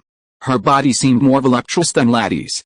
Every curve seemingly meticulously calculated, possessing a breathtaking allure, reminiscent of a legendary succubus, but without the hooves and tail of the legendary succubus. Her bare ankles were slender and beautiful, her nails gleaming like pearls, each step creating translucent ripples in the air. "How pathetic, my dear other self," her voice was like poisoned wine laced with honey. When those green eyes looked at Paul, their gazes met, and Paul couldn't help but shudder. He saw in the depths of the woman's eyes a desire that Laddie would never reveal. The woman descended slowly from mid-air, gracefully landing beside the group. She lowered her head, her nostrils flaring, and gently sniffed Paul's cheek, the scent of musk and datura filling the air. Catherine instinctively tried to pull Paul away, but found herself unable to move. Suddenly, the mysterious woman's green pupils contracted, two clusters of eerie purple flames igniting within them. She abruptly turned to Kalich, the storm energy around her instantly surging, her emerald hair whipping wildly like venomous snakes. "Damn alien," her voice was no longer languid and alluring, but filled with thunderous fury. "How dare you harm me with a nice blade?" Kalich was forced back half a step by the invisible pressure, fear appearing for the first time in her icy blue eyes.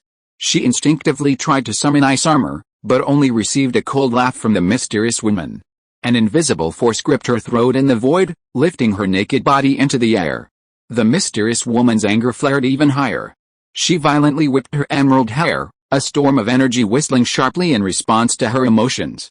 "You vicious ice queen," she cried, pointing a slender finger at Kalich, its tip crackling with dangerous arcs of purplish-black electricity. "This is the worst injury I've ever suffered in my life." Kalich was lifted up by the throat by an invisible force, her bare legs kicking futilely in the air. Her icy blue pupils contracted sharply, and for the first time, genuine fear appeared on her face. Everyone was completely stunned. Eileen stammered, wait, you said she hurt you? But it was Laddie who was injured. Paul shouted, whatever happened, save Laddie first. His intuition told him that the presence of this woman, who looked exactly like Laddie, must be related to Laddie's injuries. The woman sneered, but actually loosened her grip. Kalich fell heavily to the ground, clutching her throat and coughing violently. Save her. The woman turned and looked down at the dying Laddie, the light on her sharp horns flickering. What do you think I'm here for? She suddenly knelt down, her long green hair eerily intertwining with Laddie's loose hair, as if they were alive. When her fingertips lightly touched the wound on Laddie's chest, she actually let out a painful groan, as if she were the one who was injured. Strange, resonant light emanated from both of their bodies at the same time. The woman gently embraced Laddie, pressing her face against hers, their identical faces now almost touching, the same beautifully curved nose, the same slightly trembling eyelashes, every detail was exactly the same. Chapter 818. A moment later, the mysterious woman gently embraced Laddie, their long green hair intertwining naturally like vines, shimmering with a lustrous sheen. When the woman frowned in concentration, the unconscious Laddie mirrored her expression. When the woman's breathing quickened, Laddie's chest rose and fell faster, as if their bodies shared the same life rhythm. The woman's slender fingers traced the wound on Laddie's chest, and an amber halo suddenly shone from the curved corner of her forehead. As the light flowed, the dissipated magic began to recombine like sand in an inverted hourglass, and ancient runes, the same color as the woman's horn, appeared at the edge of the wound. Most strangely, when the pain of the treatment caused the woman to bite her lower lip, Laddie's pale lips were immediately pressed into the same teeth marks. Where their skin touched, a mother of pearl-like luster appeared, like two mercury mirror images about to merge. As the amber light flowed, Laddie's gruesome wound on her chest healed at a visible speed, finally easing the tension that had gripped Paul and the others. Eileen suddenly gasped. She saw a mark appear below the woman's collarbone, exactly in the same spot as Laddie's newly healed wound, showing the exact same shape. A dark red light gathered, which Paul guessed was magical power, transforming into fine veins that disappeared beneath Laddie's skin. The girl's pale cheeks gradually regained color, her furrowed brows relaxed, and her breathing became steady and long. Paul breathed a sigh of relief, his tense shoulders finally relaxing. Catherine's eyes glistened with tears of excitement, and Eileen also stopped her restless agitation. The blonde girl knelt beside her, watching the miraculous healing process intently. That's wonderful, Eileen murmured softly, her fingers unconsciously twisting a strand of her hair. Kalich's hands were tightly gripped behind her back by Catherine, her icy blue pupils trembling violently. She watched as the fatal wound she had inflicted was easily erased, watched as the two green-haired women breathed in perfect sync, like twin mirror images, her nails digging deep into her palms yet feeling no pain. In this surreal space, unable to cast any magic, she was utterly suppressed, experiencing despair for the first time. But the white-haired witch had no intention of begging for her enemy's mercy, she was prepared to sacrifice herself. The mysterious woman suddenly looked up, the light from her sharp horns gradually dimming. Laddie in her arms trembled slightly, her eyelashes fluttering, and slowly opened her eyes. Two identical emerald green eyes met at extremely close range, reflecting each other's faces. The woman suddenly smiled a bewitching smile, murmuring in a whisper only Laddie could hear, "Have you slept enough? My dear." Laddie's pupils contracted sharply, her lips trembled slightly, as if she wanted to say something but choked back her words. Then, as if suddenly remembering something, she laboriously turned her head. When Paul came into view beside her, she felt a moment of peace. But when she saw the moisture in the man's eyes, her heart skipped a beat, a sweet feeling welled up inside her, and her head spun. "Sigh, I must be dreaming," Laddie whispered, her emerald eyes still shimmering with the shock of her near-death experience. But when she realized she was naked and being watched by everyone, her pale cheeks flushed crimson. Even though she doubted she was dreaming, she sat on the ground, instinctively curling up, her slender fingers frantically trying to gather her loose hair to cover her body, only making more magical glimmers appear on her skin.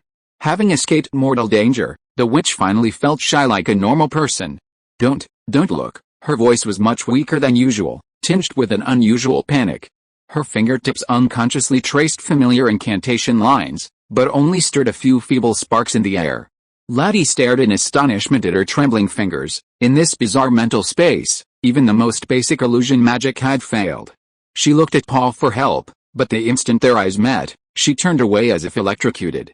The curves that were always hidden beneath her loose robes were now fully exposed, her skin, rarely exposed to sunlight, appearing exceptionally pale and translucent in the dim light of the spiritual entity. Damn it, she bit her lip, shrinking even tighter, her green hair falling to form a final barrier. This usually calm and composed witch was now trembling slightly like a bewildered girl. Even she herself didn't realize that, in this life-or-death situation, the defenses she had built up over so long had vanished completely, just like the clothes that covered her body. "Don't waste your energy," the mysterious woman who looked exactly like her said with a sly smile. "This isn't the real world, but a reflection of spirit and consciousness. Only our souls and the bodies bound to them can exist here. Nothing external can appear here, I see." Paul suddenly widened his eyes, causing Catherine beside him to glance at her husband in surprise. Could it be? Could this be some kind of subspace? Paul's thoughts churned violently. "Brother, please don't put me on such a high level." But, Laddie frowned, looking at the woman who looked exactly like her, except for the angles, and hesitated. The woman's slender fingers gently stroked Laddie's cheek, the fingertips carrying a warm touch. Her eyes suddenly softened, filled with pity and helplessness. "Did you think those nights were just dreams?" she whispered. "When you wake up alone in the dead of night, your heart pounding, your skin burning, but you can't remember the dream, it wasn't an illusion, it was me." Laddie's breathing quickened, her pupils contracted slightly, and those blurry yet burning memories uncontrollably surfaced in her mind, the panting in the darkness, the laughter that wasn't her own, the unfamiliar touch lingering on her fingertips when she woke up. She had thought it was just a dream, but now, those images became incredibly clear with the woman's touch. Every time your magic went out of control, every time you inexplicably learned spells, the woman's thumb gently caressed Laddie's lips, a bewitching smile curving her lips. "That was me trying to break through the barrier of reality and return to your side." Laddie's chest heaved violently, a resonant tremor reverberating deep within her soul, as if something long sealed away was awakening. The woman watched her reaction with satisfaction, leaned close to her ear, and breathed on her like flames, burning her nerves. "The me in your dreams is never an illusion," she chuckled, "but rather the other half of my soul, forcibly torn apart, desperately trying to come back." Chapter 819.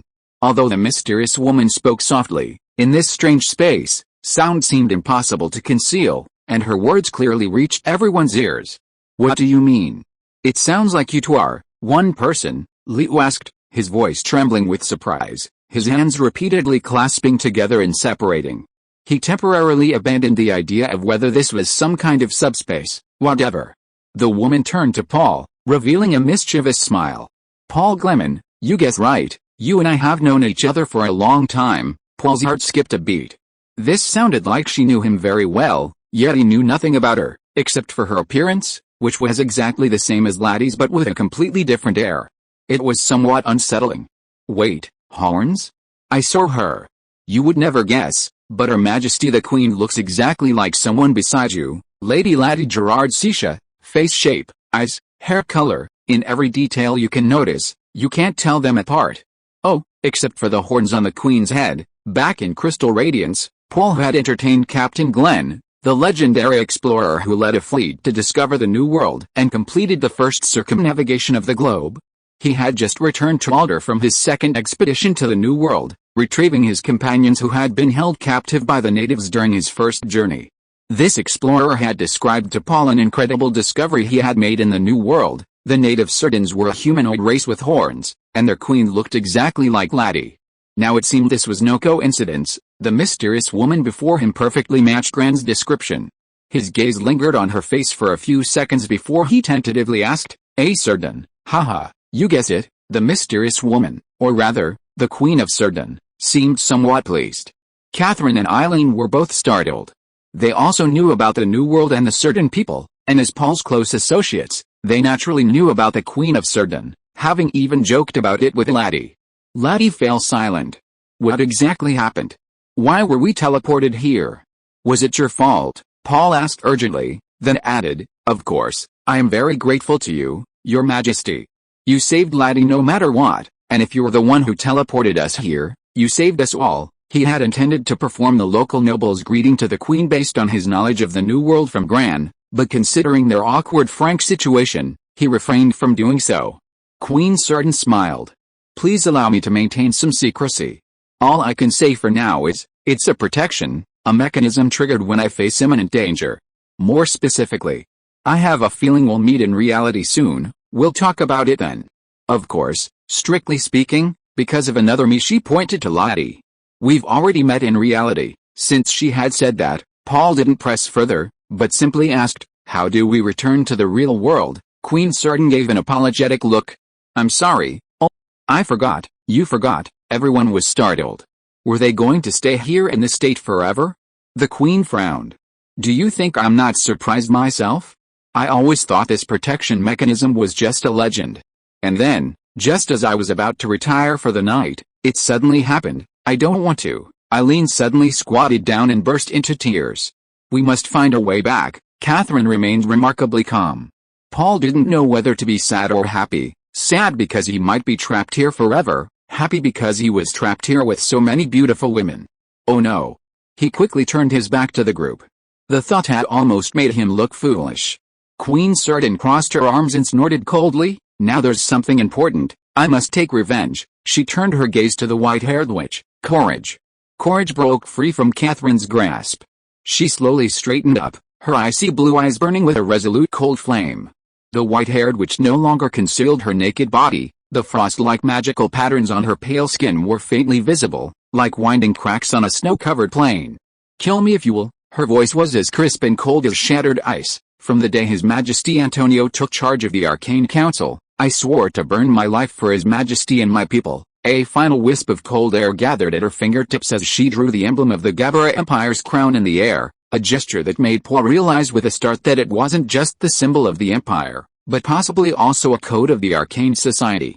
She raised her head, her long, silvery white hair fluttering like a battle flag in the mental space. Since ancient times, we have been burned at the stake, imprisoned by the Iron Maiden, and even children have been branded on their foreheads. Her icy pupils swept over the crowd.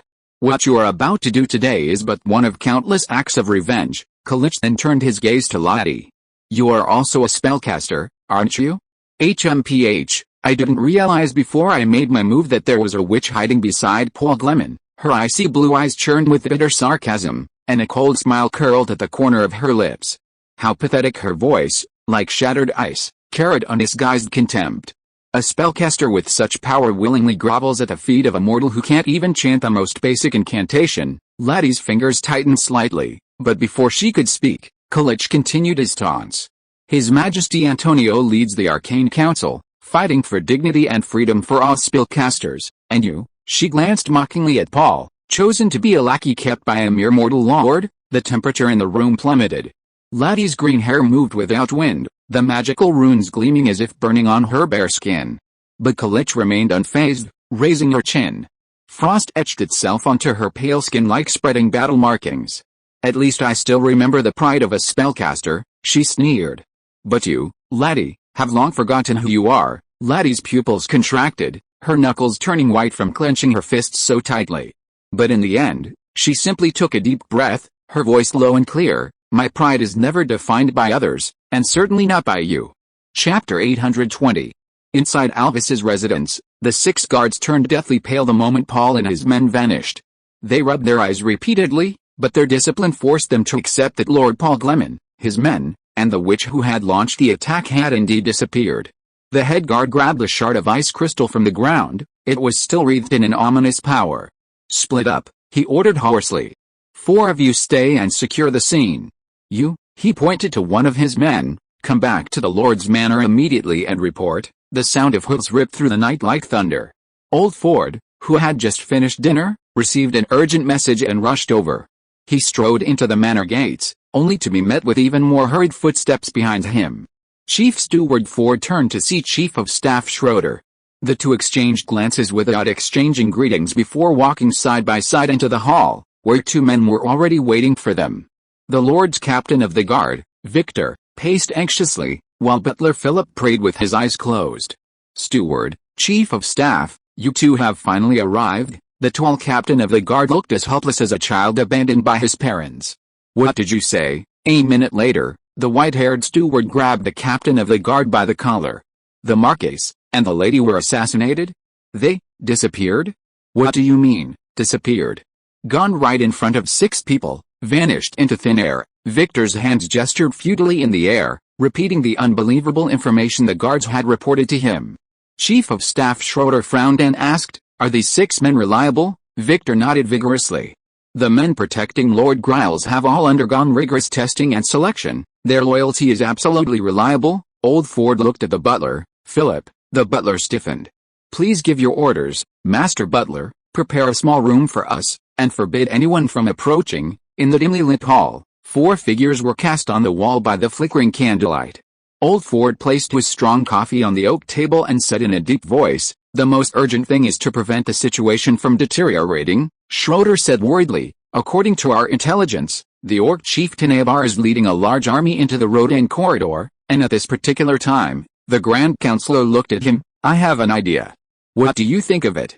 We could use the pretext of unusual activity by the Orc army. Of course, this is still an internal military order, to order all units to go on high alert." He looked up at everyone. "We could increase patrols in various locations, so we can legitimately mobilize forces to search for the Lord and his wife.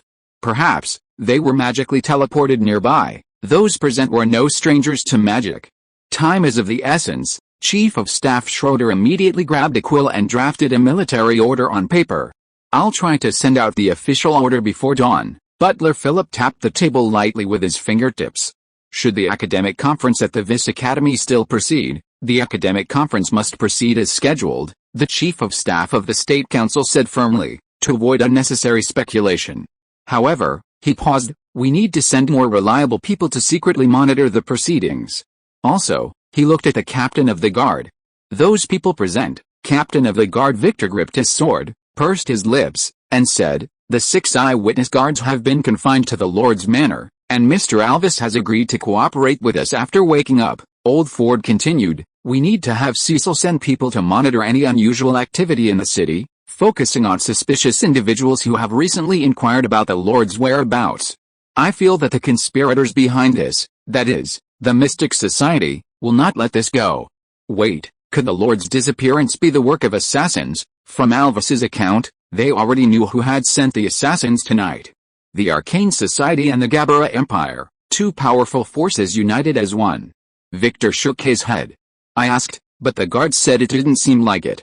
Besides, the assassin's target was Alvis. It's unlikely they would abandon Alvis to target the Marquis and his men with magic. It's more like Miss Laddie did it, trying to escape to a safe place." Schroeder reminded him, "If Miss Laddie cast the magic to avoid danger, why did the assassin also disappear?" He slammed his fist on the table. "Damn it, this matter is related to magic, and Miss Laddie, the only one here who knows magic, has disappeared along with the Marquis." His words reminded Old Ford. "By the way, that isn't planned. He's also a mage?" Guard Captain Victor frowned. "You want to consult him about this matter? I don't think this mage's loyalty to Alda can be completely guaranteed. You can describe it another way." As the sun rose, the scholars lodging in various parts of Lakeside Town went to the Vis Academy one after another, and everything seemed normal. Inside the Grand Hall of the West College, the venue for the conference, a somewhat unfamiliar host, who looked like a professor, gently tapped the brass bell on the podium. As the hall quieted down, he bowed slightly apologetically to the assembled scholars. "Distinguished guests," the host adjusted his half-moon spectacles, his voice steady yet tinged with a hint of awkwardness, "we have just received news that Lord Gleman is temporarily unable to attend the conference for the next few days due to urgent political matters." A murmur immediately rippled through the hall, and several out-of-town scholars exchanged puzzled glances. Everyone knew the Lord's enthusiasm for scientific conferences. The host's fingers unconsciously traced the agenda. His Lord specifically instructed that you should not be affected and continue to delve into these world-changing discoveries. He forced a smile, as he often says, truth never fades because of someone's absence. The academic conference continued as scheduled. Father Anderson stood on the podium, sunlight filtering through the stained glass and casting dappled patterns of light on his gray robes. The thin priest carefully opened a linen bag and poured out dozens of peas of various colors onto the velvet. "Look at these creations of the Father." His voice trembled slightly with excitement. "Over the past few years, I've planted tens of thousands of pea plants in the monastery's garden." A gasp of astonishment rose from the scholars below the platform. Anderson separated a few peas with his fingers. "When purple and white flowers crossbreed, the first generation is all purple, but the second generation," he suddenly lifted the black cloth covering the platform, revealing dozens of ceramic pots filled with purple and white pea flowers arranged in precise mathematical proportions. "The second generation shows a pattern of 3 purple peas for every 1 white one." The priest's eyes gleamed with the fervor of discovering truth. "This proves that heredity is not a chaotic mixture, but follows some divine mathematical law." Chapter 821, A Quiet Turning Point. The academic conference lasted for 7 days, each day bringing astonishing discoveries that could shake the world's understanding. On the first 2 days, the Academy's mathematics and physics professors demonstrated Gleman's 3 laws of motion using sophisticated brass instruments. "Paul, oh dear, I can't help it if everyone insists on calling it that. Nobody would believe it was discovered by an ancient sage." A copper ball rolling endlessly on a smooth inclined plane gave everyone their first intuitive understanding of the concept of inertia. The difference in speed exhibited by wooden carts of different weights under the same pulling force perfectly illustrated the relationship between force and mass, and the sight of 2 assistants pushing each other on a skateboard, moving backwards simultaneously, drew gasps of amazement from the audience. The symmetrical beauty of action and reaction forces was breathtaking. The highlight of the 3rd day was the theory of universal gravitation. This discovery, which should have been revealed by Lord Gleman himself, was now being presented by the professors. A massive pendulum swung in the center of the hall, demonstrating the constant attraction of gravity on objects, while an exquisite planetary display showcased the invisible gravitational pull between celestial bodies. Whether it was a falling apple or the orbiting moon, they all followed the same set of mathematical laws. When Terry Cable, the presenter, read from Greiman's manuscript, "There exists an attraction between all things that is directly proportional to their mass and inversely proportional to the square of the distance between them," the scholars present gasped, some even spilling their ink in excitement. These laws should have been explained by the Lord himself, but now they could only be presented by the Academy's teachers. The astute scholars in the audience had already noticed that Cable's tone carried an unnatural pause every time Greiman's name was mentioned. Where was the Marcus? As the initiator and organizer of this conference, and at such an important occasion to present such an academic discovery, it was strange that the discoverer himself had not appeared. Not only did the audience have this question, but Cable himself was also utterly baffled. That day, Mr. Victor, the head of the guards at the Lord's Manor, personally approached him, saying that Marcus Gleman had important and urgent business to attend to and had already left Laketown, with no return date set. The part of the meeting that the Marcus was originally supposed to present would be handed over to Cable on his behalf. For the next 3 days, the young astrologer Terry Cable became the center of attention.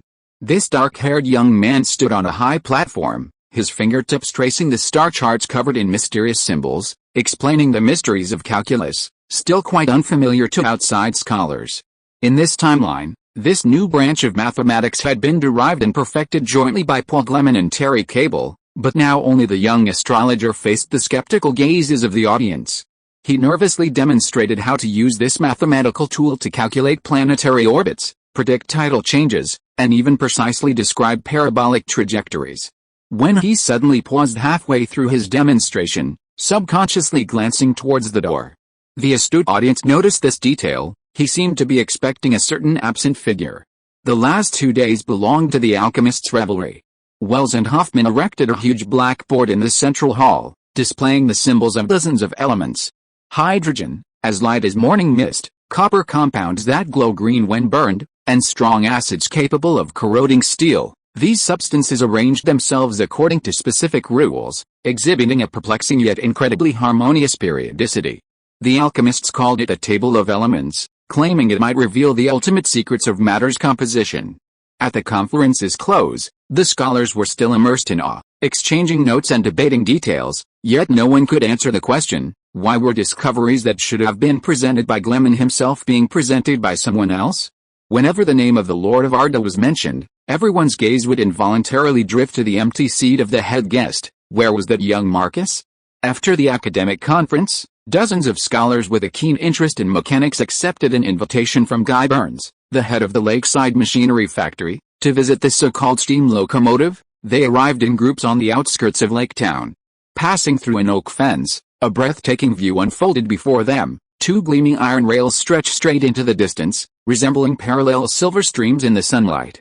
Guyburn stood beside the rails, a colossal machine of black iron standing behind him. This monster, known as the steam locomotive, spewed billowing white smoke, its brass boiler gleaming in the morning light. With a gesture from Burns, the workers opened the furnace, the crimson flames instantly illuminating the faces of the onlookers. As the pressure gauge crossed the red mark, the entire machine suddenly roared like a beast awakening. The cast iron pistons began to swing violently, and even the ground trembled slightly. The scholars held their breath, watching this steel construct, easily 2 stories high, slowly begin to move. Golden sparks flew as the iron wheels rubbed against the rails, and as the speed gradually increased, long trails of white smoke stretched behind them. When the locomotive reached full speed, its momentum was like a steel warhorse unleashed, its heavy body able to pull 6 tandem carriages loaded with ore along the tracks.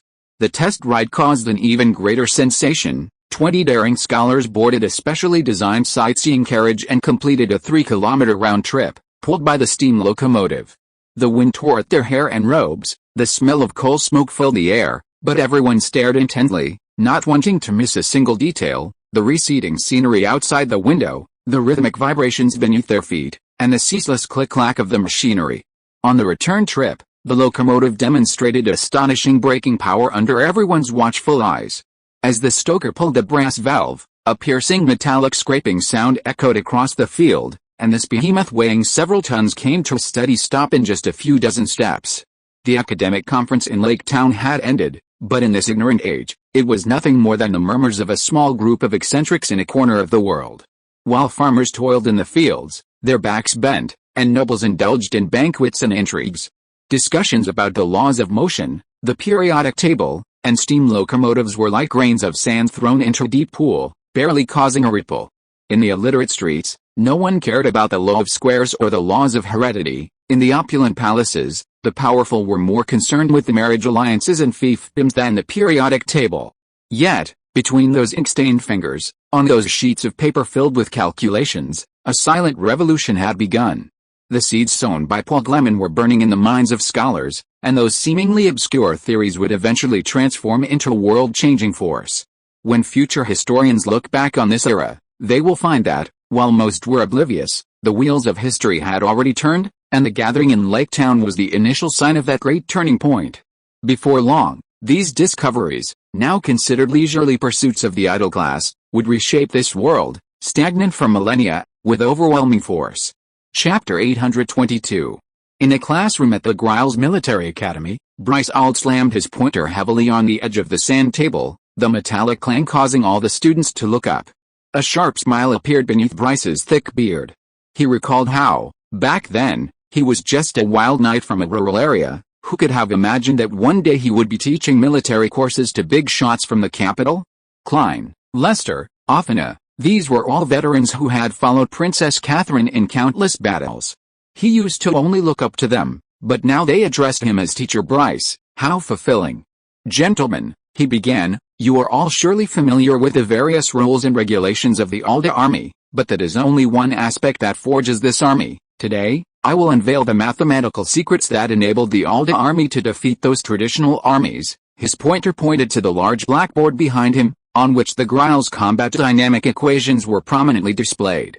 Look at this formula. Bryce pointed to each symbol in turn. This is the total combat effectiveness of the troops, this is the individual soldier effectiveness, this is the number of soldiers, and this is the battlefield width coefficient. He turned and drew 2 battle lines on the blackboard. The battlefield width coefficient of traditional dense formations is very low because only the front-line soldiers can engage the enemy. He briefly drew a traditional soldier square on the blackboard, showing the predicament of the rear-line soldiers being unable to participate in the battle in a dense square. Bryce's pointer suddenly swung horizontally, but when we widened the formation, he quickly drew a pair of sparse lines. The battlefield width coefficient skyrockets. Now every musketeer can fire simultaneously. He scribbled calculations on the blackboard. Traditional phalanx, N equals 1000, Greek letter beta equals 1, W equals 0.3, resulting in P equals 300, while the Arda army's lines, N equals 1000, due to training advantages, Greek letter beta equals 1.2, W equals 0.9, resulting in P equals 1080, a threefold difference in combat power. Schroeder circled the result in red chalk, so in the battle against the orcs, as you saw with your own eyes, we abandoned the traditional phalanx and instead widened the battle lines. His pointer traced the terrain on the sand table. The orcs' dense charges completely fell into this mathematical trap. Their Greek letter beta value actually decreased due to overcrowding. While our W value reached an astonishing 1.1, Klein suddenly slammed his fist on the table. So those seemingly thin and fragile lines are actually a carefully designed killing formula. Exactly. Schroeder lifted the cover of the sand table on the table in front of him, revealing a precisely mapped battlefield model underneath. Before each battle, the staff calculates the optimal W value. Sometimes we even retreat voluntarily. He pointed his pointer to depression, just to lure the enemy into terrain where our lines can be fully deployed. The sound of musket fire during training came from outside the window, creating a cruel harmony with the still wet ink on the blackboard. The former royal general stared silently at the formulas on the blackboard, suddenly realizing that their years of combat experience were being redefined by these cold numbers. And what was even more terrifying was that this theory was turning every ordinary soldier in Alda into a precisely calculated variable in the equation of war. After a day of classes, Athena had dinner with her companions as usual. After returning to her quarters, she slammed the bedroom door shut, the sound of the latch clicking particularly jarring in the empty room. She stood by the window, admiring the night view of Lake Town, her fingertips lightly tapping the window pane. Suddenly, she realized that by this time usually, Catherine would have already knocked on her door with newly acquired snacks. But this past week, she had been busy studying new military theories, while Catherine had accompanied her husband Paul to some academic conference, and the two hadn't seen each other for a long time. Given the closeness of Catherine and Athena, a week was considered a long time. Her fingertips unconsciously traced the silk scarf Catherine had left behind during her last visit. Did I not take the initiative to see her? Is she angry with me? Or, only 6 months into our marriage, and she's already forgotten her old friend, Athena muttered to herself, throwing her coat heavily onto the back of the chair. HMPH, what a womanizer, she complained to the empty room, her tone tinged with longing. Athena, I need your help, Your Highness Catherine. She turned abruptly, her military boots scraping the floor. But the room was empty, only the curtain swaying gently in the evening breeze. There's no mistake, that was definitely the princess's voice just now. She searched the room thoroughly, looking under the table, in the cupboards, and everywhere else, but found nothing. Then she opened the door and searched the living room carefully. Am I hallucinating? Athena began to doubt herself. I need your help. The voice suddenly rang out again. This time, Athena was certain of the source of the voice. It was coming from nowhere in her mind. For a moment, she thought something was wrong with her mental state, and she couldn't help but panic. But having been on the battlefield, she quickly forced herself to calm down. Calm down, calm down. Athena sat quietly on the bed and meditated, her mind gradually calming down with her breathing. Strangely enough, as her mind calmed down, the voice in her mind became clearer and clearer. We're trapped in a strange place and need you to come and get us. Now Athena had to face reality. She tried to ask the other person in her mind, though it was strange. Your Highness, Catherine, was that you speaking to me? Yes, Athena, you heard me. Catherine's voice was clearly very excited, like a drowning person grasping at a straw. I heard you, it really is you, Athena responded incredulously. What happened? How could you transmit your voice into my mind? It can't be magic, can it? The process is a bit complicated. I'll just give you the important parts. Paul and I, along with Eileen and Laddie, were assassinated. Are you alright? Athena was startled and couldn't help but cry out. We're fine. But we were transported to a strange world and are trapped here. Athena hurriedly asked, what kind of place is that? I can't explain it clearly either. Catherine's tone was somewhat helpless. Tell me, what can I do to get you back? Athena remembered the key points in the other person's words and went straight to the point. We need you to get here somehow and then take us out. No problem. Oh, Catherine's tone suddenly became a little hesitant. I need to explain the situation here to you beforehand. If you are listening to this novel on a channel other than Fanfic World, it means it was downloaded and re-uploaded without effort. We warmly invite you to visit our channel, Fanfic World. There you will find the original version of this story and many other novels of various genres. We look forward to seeing you dive into a world of incredible novels. Chapter 823. It took Catherine a few minutes to explain her and Paul's current situation to her friend Afina. The usually stern and unsmiling female general felt as if a volcano was erupting in her head. You're all naked, overwhelmed by shock, Afina even stammered in her mental rehearsals. Her Highness Catherine, Her Highness Irene, Miss Sisha, a queen from another continent, and that female assassin, all naked in one place. Okay, if it were just that, it wouldn't be so bad, but the crucial point was that there was also the only man there, Paul Gleman. Heavenly Father, what a sight that must be. Just imagining it made Afina's head spin, and her cheeks flushed. Afina, Catherine's voice in her mind grew increasingly unnatural. If you're willing to help, you need to come here first, which means, Catherine hesitated, but it was easy to guess what she was going to say. It meant that Afina, upon arriving in that world, would also become like them. I am willing to help you, Princess Catherine. Afina didn't hesitate for long before giving the princess a firm reply. Thank you, my Afina. Catherine's voice was both happy and somewhat guilty. But I must remind you, the flow of time here seems to be different from the real world. By the way, what day is it now? How is the academic conference at the Vis Academy going? It closed yesterday, and the scholars are all wondering why Paul, the initiator, hasn't shown up yet. No wonder, so you... the Lord's mansion has kept it a secret so well, not even telling us that the two princesses have gone missing, Afina said through gritted teeth. Only 7 days have passed? Isabel was right after all, the flow of time here is different from the outside world. Afina, you need to be prepared, you've come to pick us up, it might take a long time before you can go back with us. A long time? Afina almost exclaimed. She didn't know how long a long time meant, but quickly replied firmly, tell me quickly, what should I do? Thank you. Following Catherine's instructions, Afina drew an intricate pattern on the bedroom floor. After a final, careful check to ensure the pattern was flawless, it was past 11 o'clock at night. Afina locked all the doors and windows, then stood in the very center of the pattern, watching the clock intently. Seconds ticked by, and finally, as the second hand was about to complete its final revolution of the day, Afina pressed a dagger against her finger. With a gentle stroke, a few drops of bright red blood fell from her fingertip to the ground, precisely at the center of the pattern. Following Catherine's instructions, she recited an obscure incantation. The pattern on the floor instantly lit up, emitting a reddish-brown glow that enveloped Afina, while the pattern itself vanished. Afina felt a blur before her eyes, and when her vision returned, she realized she was in another world. Standing before her were the people who had disappeared from the real world. Despite having mentally prepared herself before the teleportation, Afina was still overwhelmed by immense shame when she was truly naked with everyone.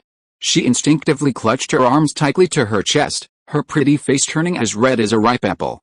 The others also felt somewhat awkward seeing Afina in this state. Although they had spent a considerable amount of time together in this strange world and had become accustomed to each other, the sudden appearance of an outsider still brought a significant shock. After a moment of silence, welcome to us, Afina saw Miss Sisha speak to her with a charming smile, and she found herself directly in front of Miss Sisha. No, the real Miss Sisha was the one next to her. There were also the excited Princess Catherine and Princess Irene, and a white-haired woman with a wary expression. It must be the assassin. As for Paul Giles, perhaps out of curiosity, Afina glanced at him subconsciously, and her mind instantly erupted again. Why are you still looking? Shame and anger filled the female knight's chest. She covered her eyes with one hand and pointed at Paul, who was looking at her, with the other. Sorry, it's a habit, Paul said sheepishly, turning away. Insatiable? Eileen pinched his waist hard, making Paul wince in pain. Afina, thank you for your hard work. Catherine stepped forward and tightly grasped her friend's hand, acknowledging the great sacrifice she had made. All right, Isabella, Queen Sardon, clapped her hands and said, now we just have to wait for the next moment of convergence to appear, and then we can return to the real world. In the bedroom, the second hand of the clock ticked away, round and round. As the hour hand returned to 0 for the third time since Afina disappeared, the intricate patterns on the floor that had vanished suddenly reappeared. A flash of red light filled the bedroom, and the group trapped in the alternate dimension finally returned to the real world. Paul, Catherine, Eileen, Laddie, Afina, Corlich, except for Queen Isabella of Sardon. Just as the teleportation was about to take place, Isabella kissed Paul. "We'll see each other again soon." Then she disappeared, returning to the certain nation on another continent. Paul's head was spinning. Anyway, at least they were back. In the alternate dimension, when Queen Isabella of Certain finally remembered and explained the principle of returning to the real world, Paul, who knew nothing about magic, was completely bewildered. The others weren't much better off. It seemed only Lottie, who was connected to Isabella, could understand. The gist was that they needed to find someone outside who was compatible with someone present to act as a liaison. Time and again, after much effort, when the so-called moment of convergence appeared again, through the power of their minds, Catherine was fortunate enough to link with Athena, and the door back to the real world finally opened a crack. Miraculously, when they appeared in Athena's bedroom, their clothes were back, exactly the same as when they disappeared, and everyone felt that long-lost, reassuring touch again. Eileen eagerly opened the window, and the view of Lake Town outside was spread out before her. "Ah, dear world. We're back," she shouted excitedly into the dark night. Chapter 824. The candlelight flickered on the lampstand, casting Rodney's VIE's shadow onto the heavy tapestry in the study. The conference summary report from the Northwest Bay in his hands was turned to its last page, the edges of the paper slightly curled from the dense notes. Through systematic observation and experimentation, establish a verifiable system of natural laws. The king's fingers lightly traced the definition of science in the report, the ink gleaming indigo in the candlelight. The chimes of the capital's clock tower echoed outside the window, but he seemed oblivious. On the desk, a planetary chart, also from the academic conference in Lake Town, rested on top of the astronomical disk. The brass disk was etched with the geocentric orbits passed down through millennia by the Church, while the elliptical orbital path on the sketch resembled a sharp sword, cleaving the ancient astronomical disk in two. Rodney's VIE suddenly recalled his childhood astronomy tutor's warning: heretical doctrines will burn the fingers of those who touch them. Yet now his fingertips touched a lunar eclipse prediction chart more precise than the royal archives. As the king uttered the concise formula F equals ma, his throat suddenly tightened. Just 3 symbols could explain the entire motion from the fall to the flight of the arrow, like a key unlocking a door to truth that had been locked forever. One sentence in the report lingered in his mind: the laws of nature are not altered by prayer, nor shifted by blasphemy, reproducible and verifiable. Rodney's VIE murmured, repeating the key phrase from the report, suddenly realizing a smile playing on his lips.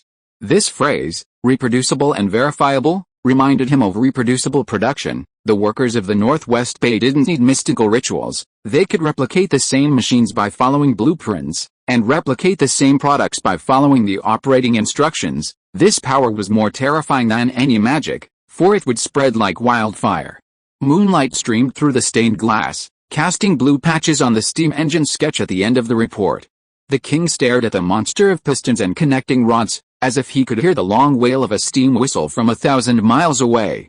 According to the description, this machine was far more powerful than a horse, capable of pulling a dozen large carriages, and it didn't need fodder, it only needed to be fed coal, the kind of black stone used for heating.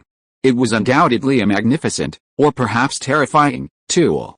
Rodney's VIE already envisioned a long steam train carrying an entire army and countless supplies, projecting the kingdom's military power thousands of miles away. Candle wax slowly accumulated on the bronze lampstand, and Rodney's VIE rubbed his sore eyes. The parchment report from the Lakeside Town Academic Conference was spread out on the oak desk, the mathematical expressions of Newton's 3 laws gleaming coldly in the candlelight. Suddenly, there was a soft knock on the study door. "Come in," the king said without looking up, his gaze still fixed on the neat squares of the periodic table. Earl Merlin slipped into the room like a shadow, his black cloak still damp with night dew. He carried an oak box inlaid with iron, the clasp on its edge reflecting a cold light. "Your Majesty." Preliminary interrogation report of the Southern prisoners of war. The Minister of Intelligence's voice was like the scratching of dry parchment. "There are few special cases." Rodney's VIE finally looked up and noticed that Merlin, unusually, did not immediately unroll the scroll. Beneath the old Earl's gray eyebrows, his eyes were curiously fixed on the steam locomotive diagram spread out on the table. "Get to the point, Lord Merlin. We have discovered a group of special prisoners among Giles's henchmen." Merlin unlocked the box and took out a scroll bound with red rope. They call themselves mages, Your Majesty." The old clock in the corner suddenly chimed with a clattering sound, and the king's hand froze in midair. "How many?" The king finally spoke, his voice as calm as a frozen lake. 7 confirmed cases, and more than 20 suspected accomplices. Merlin stepped forward, fully revealing the documents in the box to the candlelight.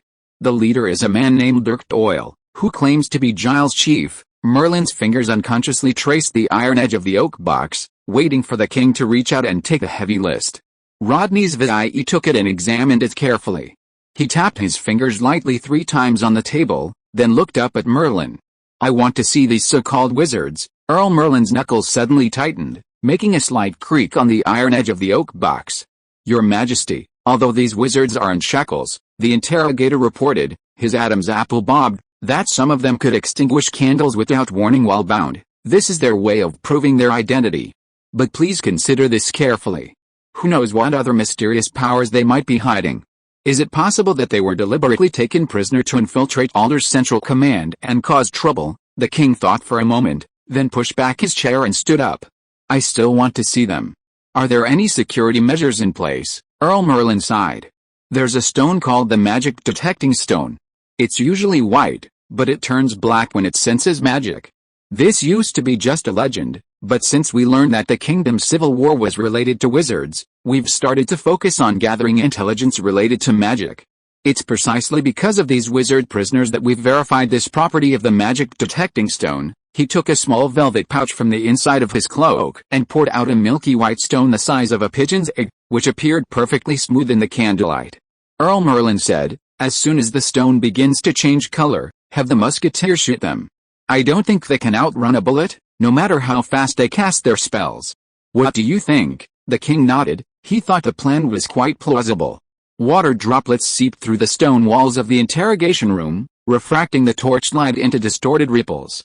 Rodney's VIE sat at the ironclad oak table, watching 2 guards escort a staggering figure into the room.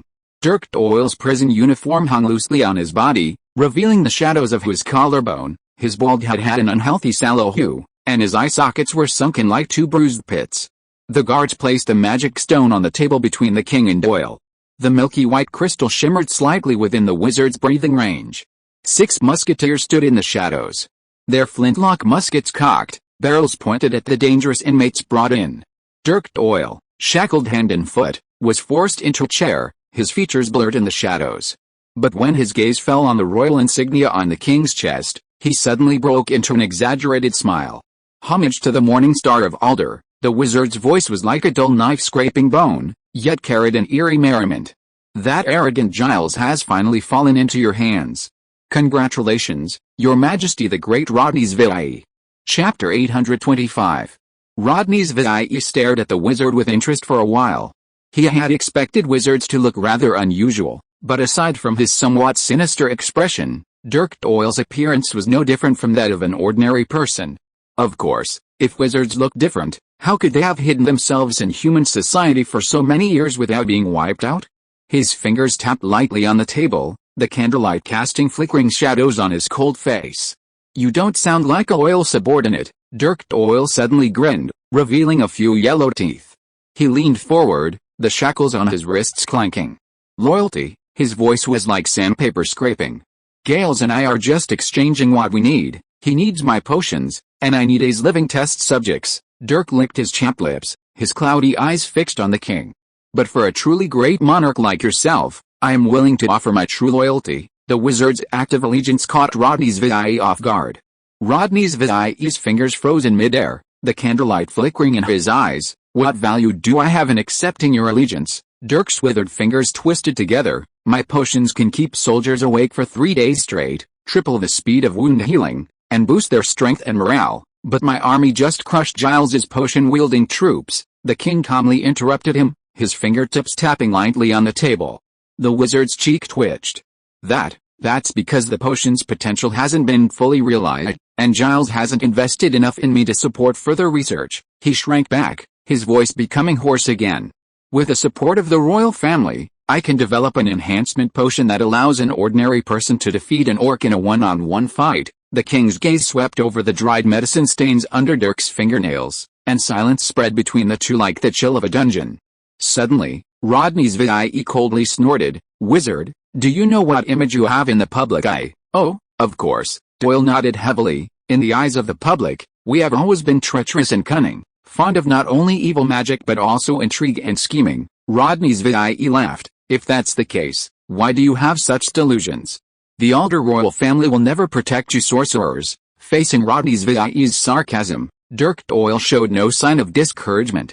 He suddenly chuckled, blood seeping from his cracked lips. Does your majesty know that since the victory at Horn Bay, the merchants there have openly hired wizards? He raised his wrists, chafed raw by the shackles, and the Emperor Antonio of the Gabella Empire is himself a powerful spellcaster. Gabella?